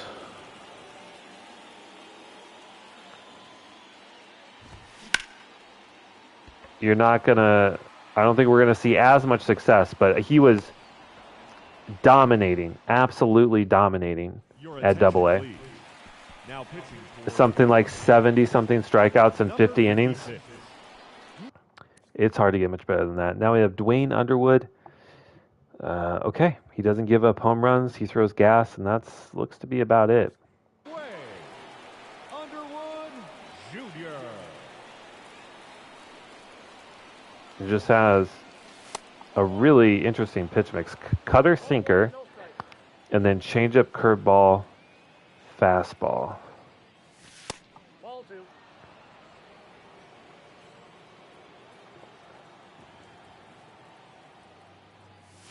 Ball 3. I mean, it could be 1 and 2 right now. We're not swinging.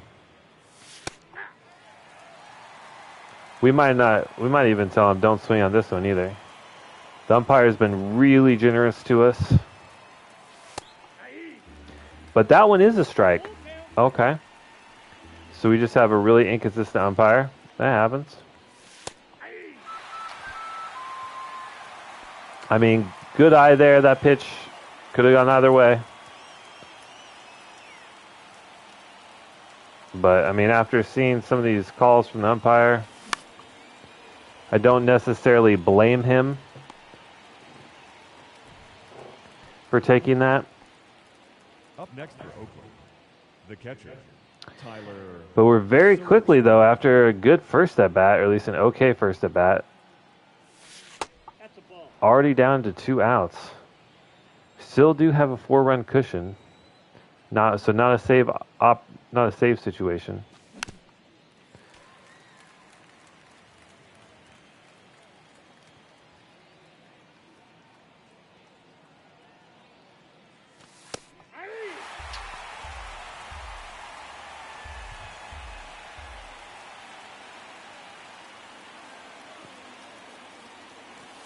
That's ball 2. I mean, pretty good eye from Soderstrom.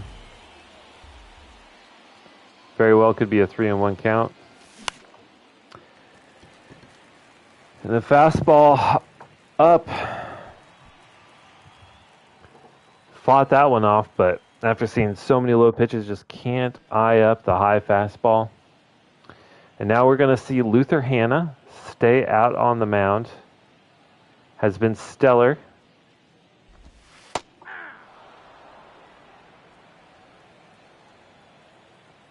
I mean, so far has genuinely not missed the location on any of his pitches.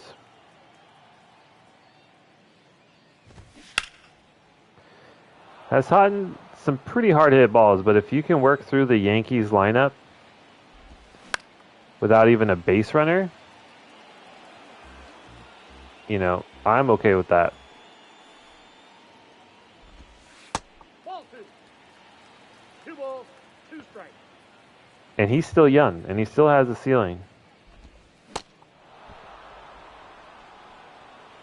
And maybe the changeup is the whiff pitch. I do worry about pitching up in the zone with this low velocity. But he's locating extremely well. That's probably his first missed pitch.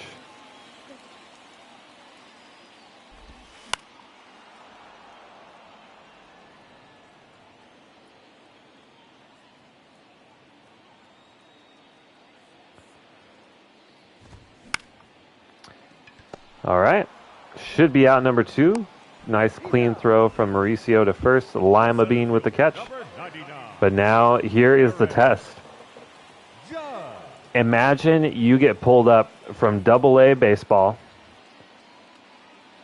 and in your 3rd inning of work, you face Aaron Judge. How do you feel about that situation? You feel good? You feel confident? If we could get a swing and a miss on Aaron Judge, I'll sign this guy to a 10-year deal. Not really. But it's definitely a good sign for things to come. Nope, outside.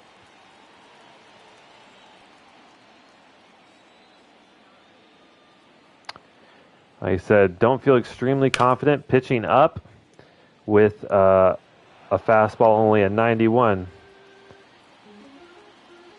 But we get the foul, and the changeup has been good. We're going to go to it. And there is the swing and miss. Luther Hanna, our Double-A ace, or closer extraordinaire. We bring him up all the way to the majors. He skips Triple-A, and he goes 2 innings against the Yankees, culminating in a swing and miss strikeout of Aaron Judge. But now is the time where I stop being the player. Here now is our final line score. And I become the true GM. We've played our 2 games of the month. We took one from Houston, and now with a close 4-1 win versus Houston, and now a 4-0 win versus the Yankees. That was our 1 interdivision and 1 outer division game that we play each month. And now it is up to the simulating gods and my ability as a GM to orchestrate this roster. How did I do? We're going to see. We are currently, remember, at the start of the month, we were 7.5 games away from the wild card. And we are now only 3 games away. We did this last season. We were, I think, 7-8 games out of the wild card. We stormed back in the final 2 months, squeaked into the wild card, and then made a run of the century and ended up winning the World Series. Can we repeat? Trevor Rogers out for a day or 2. We'll keep him active. And we sweep the Yankees. I repeat. I just want to make sure Trevor Rogers is still in non-relief. Okay. I repeat. We sweep the Yankees, including 17-1. Holy shit. Doubles from Chapman, Soderstrom. Home runs from Rosario. 2 from Geloff, Seth Brown, and Lima. Oh my God. What a day. What a day. 16 hits and 17 runs. That is efficiency. Okay. Minnesota, not a great team. They're below 500. We lose the first game. Bak Ho Kang is eligible to be reinstated from injury, but will still be out for a day or two. We'll go ahead and activate him, and he'll sit on the bench. Ooh, okay. So we lose 2 out of 3 versus Minnesota. We are still third in our division. We are still 3 games out of the wild card. Those 2 losses hurt us massively. Now on to the Blue Jays. We only win 1 of 3. This is where we clutched up last year in the final 2 weeks. We only lost 2 games in the last 2 weeks. And these are huge because these are all interdivision. Now the Angels are the worst team in our division.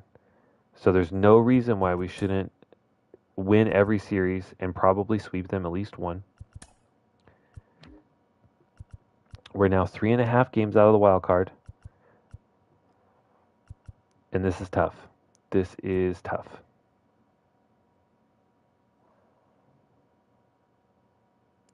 The Astros have already clinched the postseason appearance. Okay. First series with the Angels. Okay. I think we swept them. But the Aviators, our AAA team, has finished the season 77 and 73. So just above 500, but not good enough to make it to the postseason. Okay. The Rockhounds, 28 and 41. We get destroyed this season. Surely not good enough for the playoffs. Okay, so we did sweep the Angels in the first series. Exceptional. We are now an 81-win team. We made it to the wild card last year on 83 wins. But now we face the incredibly tough Rangers, who are at 102 wins. And we're 1.5 game back. Oh my God. The butt is puckered. Okay. Rangers. Here we go. Damn it. Okay. So we win 1, then lose the following 2. Okay. Not excellent. Again, we go to the standings. 2 games out. 2 games out.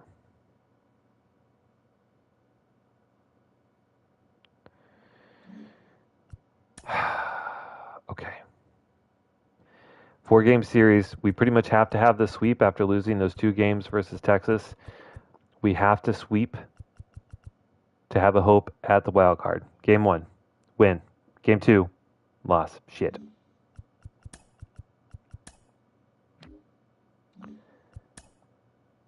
Three games out with only 2 games left.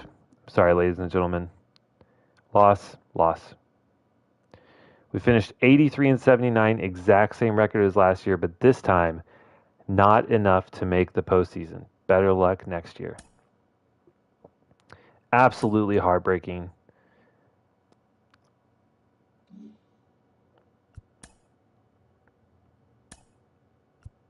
Absolutely heartbreaking. Well, I mean, kind of called it at the beginning of this year. You know, we saw that our team had played way above their ratings last year. And I mean way above their ratings. We had 2 of our starters go down on the extended IL, out for like 6 months. The replacements did do pretty good. Unfortunately, I think as a GM, I kind of hurt the team. I made trades. We signed Christian Paddock as a free agent. We paid him big money. He's our highest paid player with $18 million this year in 2025. And he was not great. 4.18 ERA, 1.3 whip, 1.9 WAR, which isn't terrible, but not what you expect from your supposed ace. We'll take a few minutes here and go through the statistics for the team, see how we did.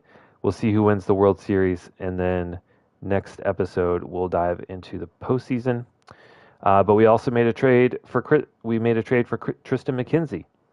After seeing his previous years, which were very good, we thought maybe he would turn it around in the back half of the season. You know, Cleveland, or who do we get him from? The Rays, I think, were doing terribly. They were selling clearly, and I think they got the better of us. He only got worse, 4.48 ERA, 1.35 whip, and only a 1.7 WAR. Mason Miller, in his short month at the major league level, continues to not be great. Kind of a small sample size, 25 innings, but still not the same success he saw at AAA. Made a trade for Tyler Wells last year, and he was not good. He was good for us last year, and then this year just didn't have it. Just not the guy. Clevenger actually ended up probably being one of our better pitchers.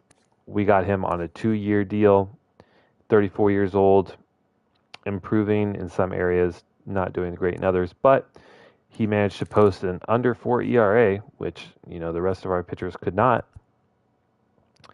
Last one, me and Trevor Rogers, another guy we traded for this year, and although he improved over previous seasons, he is definitely not what we were hoping for. So, really disappointing there. Our bullpen was not great. Jorge Lopez, though, was stellar again, like last year. I'm glad we have him. We still have him for one more year. Then we had Julio Urias, who we started off as our long reliever because we saw, 82 stamina. Ended up dominating this year. So he was definitely our best starting pitcher, and we will move him into a starting pitcher role next season. Jojo Romero, Andrew Chafin, these are guys that have just been elite every year for us for the last 2-3 years. And I don't know what happened. None of them performed particularly well.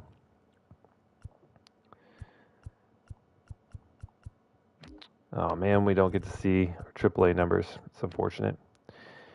Phil Maton, still good, still elite, still happy to have him.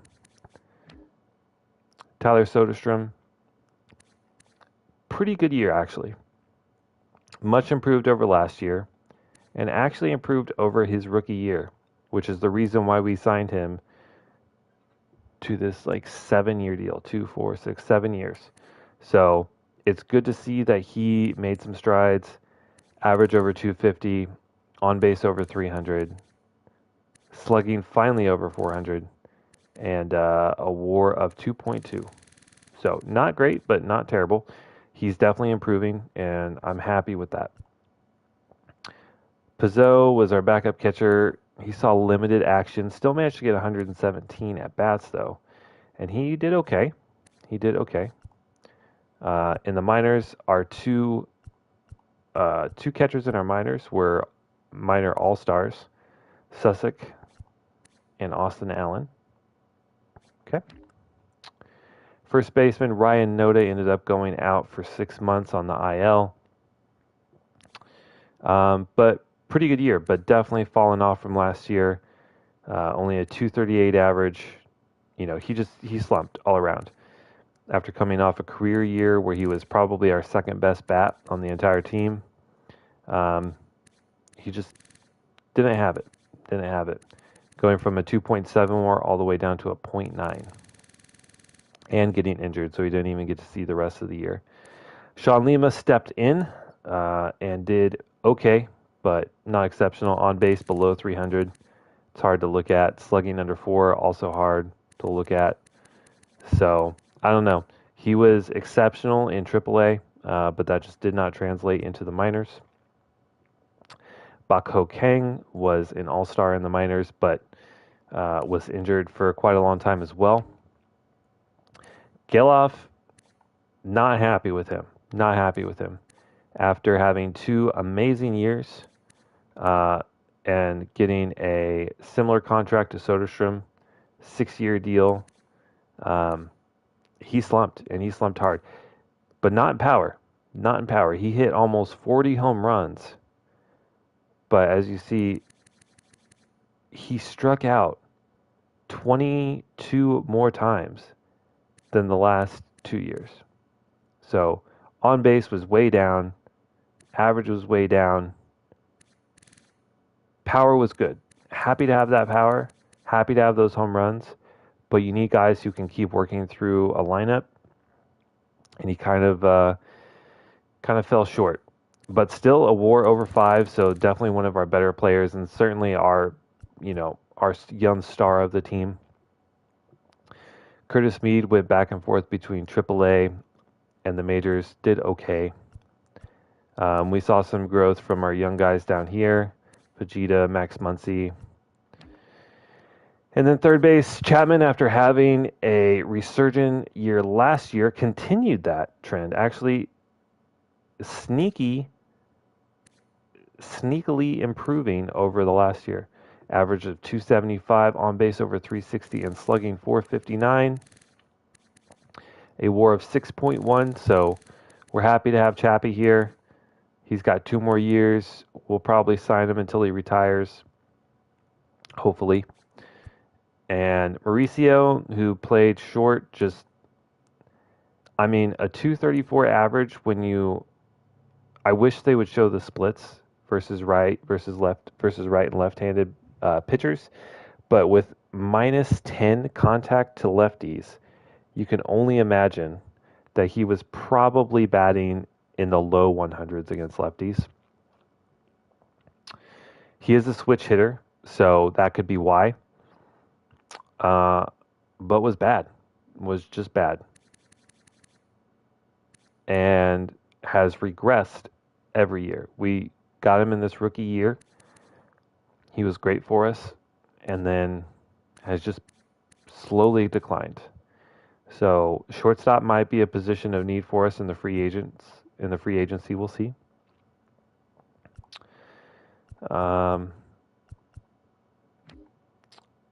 Shortstop, again, Mauricio, his starting position is third base, but he played shortstop the entire year because we don't really have anyone behind him. Logan Davidson, 27 years old, only 75 overall. He's probably about tapped at his potential,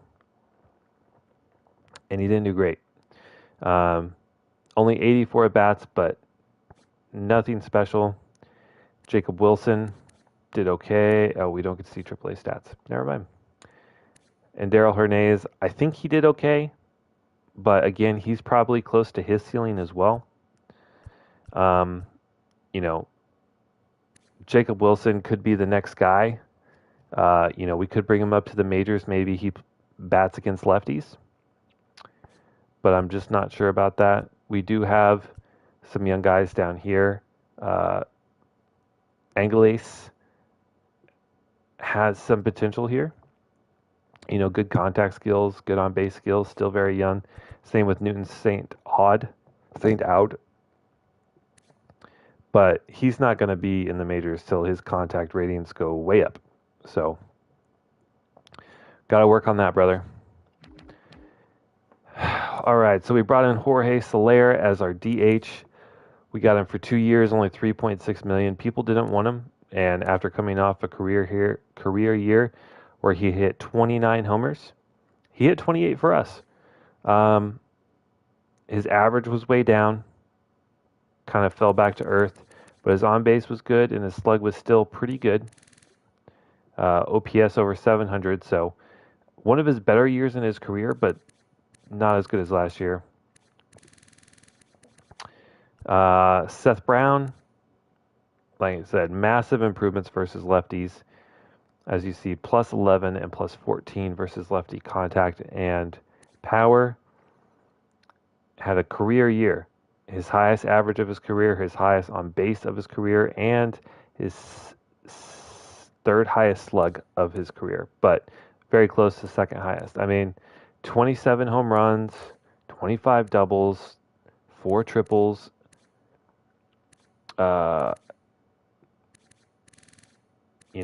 solid in the outfield, a WAR of 3. That's probably third or fourth on the team.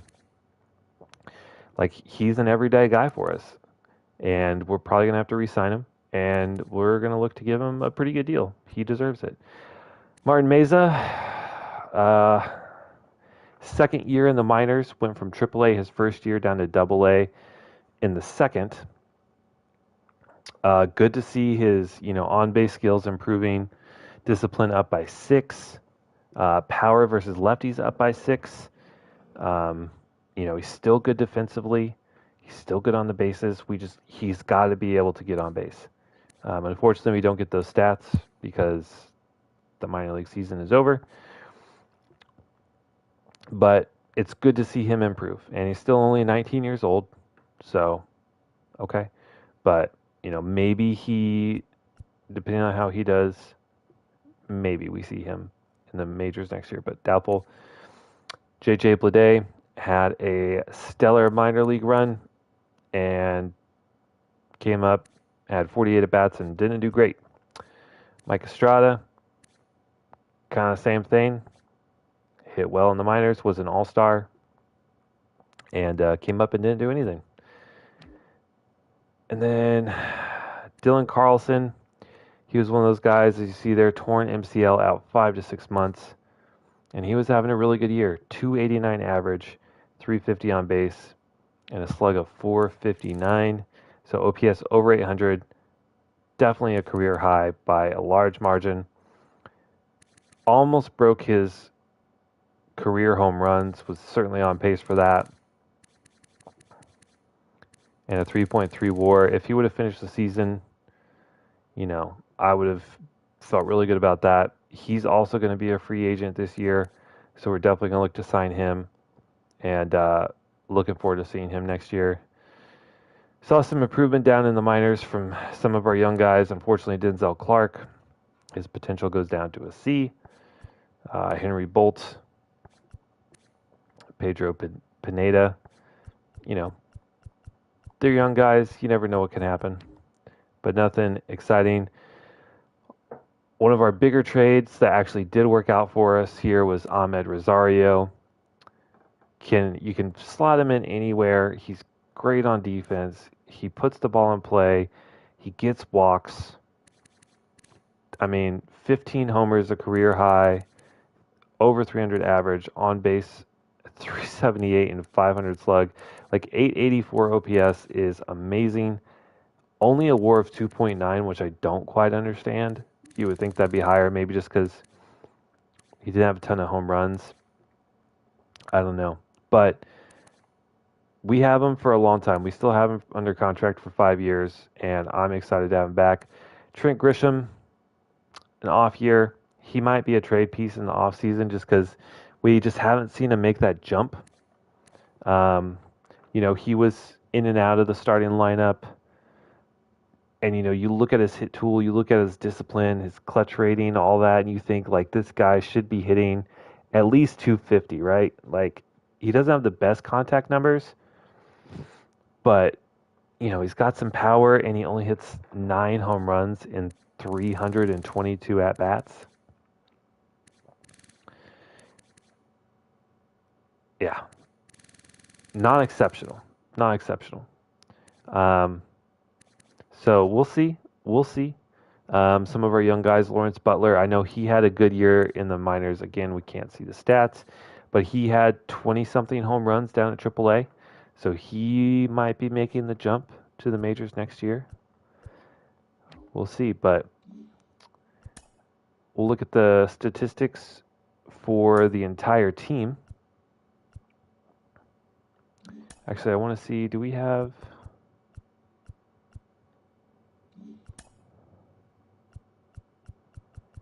I know normally there's a way to see the minors and where your players rank, but I guess since the minor league season is over, we can't see it. But we'll look at team rankings here. Batting average. Wow, all the way down to 27th. I didn't think it was that low, but that probably explains a lot of our struggles. 15th in runs. I wish there was a button to just go to your team. 26th in hits. Yeah, we just didn't get a lot of hits, unfortunately. Decent amount of power, right in the middle of the league at 206 home runs. I imagine we'll probably be pretty low in RBIs. Middle of the pack. Pretty good stealing bases, 9th, top 10. How bad were we at walking? No? Middle of the pack again. So, as you can see, in terms of our hitting, we didn't get a lot of hits, but we walked okay and we hit some home runs. Strikeouts. Yikes. I mean, not the worst. 12th. So, I mean, we had a good bit of walks, so you expect that we're not striking out a ton. Slugging, yeah, a little bit low. On base percentage, 21st. So not great.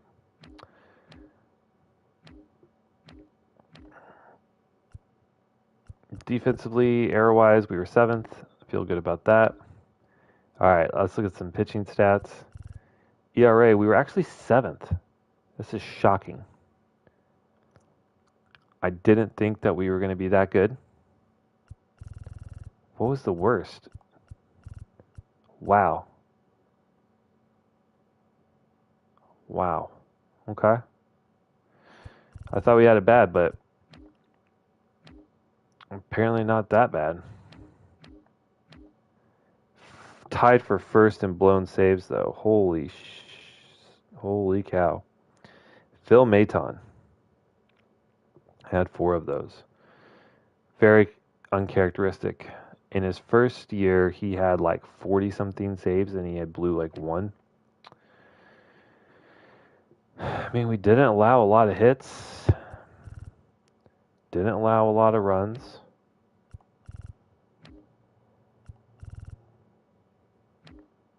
So, I don't know. Our pitching, I guess, I thought our pitching wasn't that great. But apparently it was.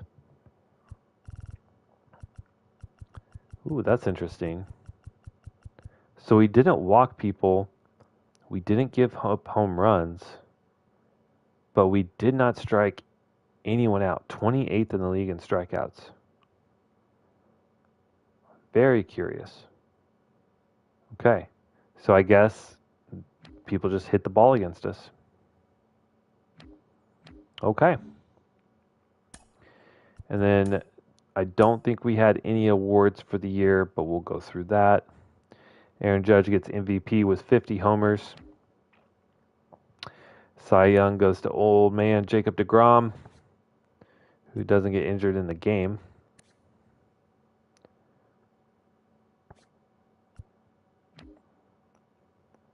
Batting title goes to Nathaniel Lowe, the .331 average. Reliever Emmanuel Clase, Rookie of the Year. Walter Jenkins. This guy must be a generational prospect. That's insane. Nice. Xavier Curry? What a name. Trouty Boy with the Hank Aaron Award. Gold Gloves. Okay, so Matt Chapman earns another Gold Glove. I think that's got to be like his 5th or 6th one of his career. Continues to be stellar over at the hot corner. Zach Geloff wins Silver Slugger for second base. I said just really improved on power, but just not a ton of contact. But that is excellent to see our young guy winning some awards. And that's it. Okay, so we had some guys win some awards. Feel pretty good about that. But all right, let's sim through some days here. All right. So Houston beat out Tampa Bay. And then they beat the Rangers, who were like a 105-win team. That's actually kind of crazy. Cleveland faced Baltimore in the LDS and ended up beating. So now it's Houston versus Cleveland. And then Dodgers versus the Braves. Good to see Pittsburgh and the Cubs in there, the running. San Diego Padres made a run. Okay.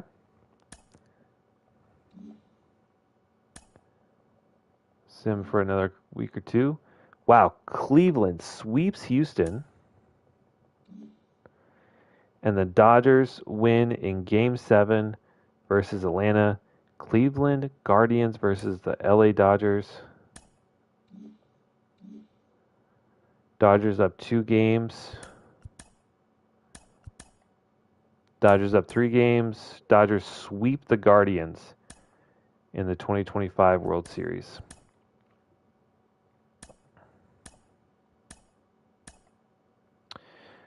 No retirees, no Hall of Famers. All right. And that's where we will leave this episode. I hope you all enjoyed it.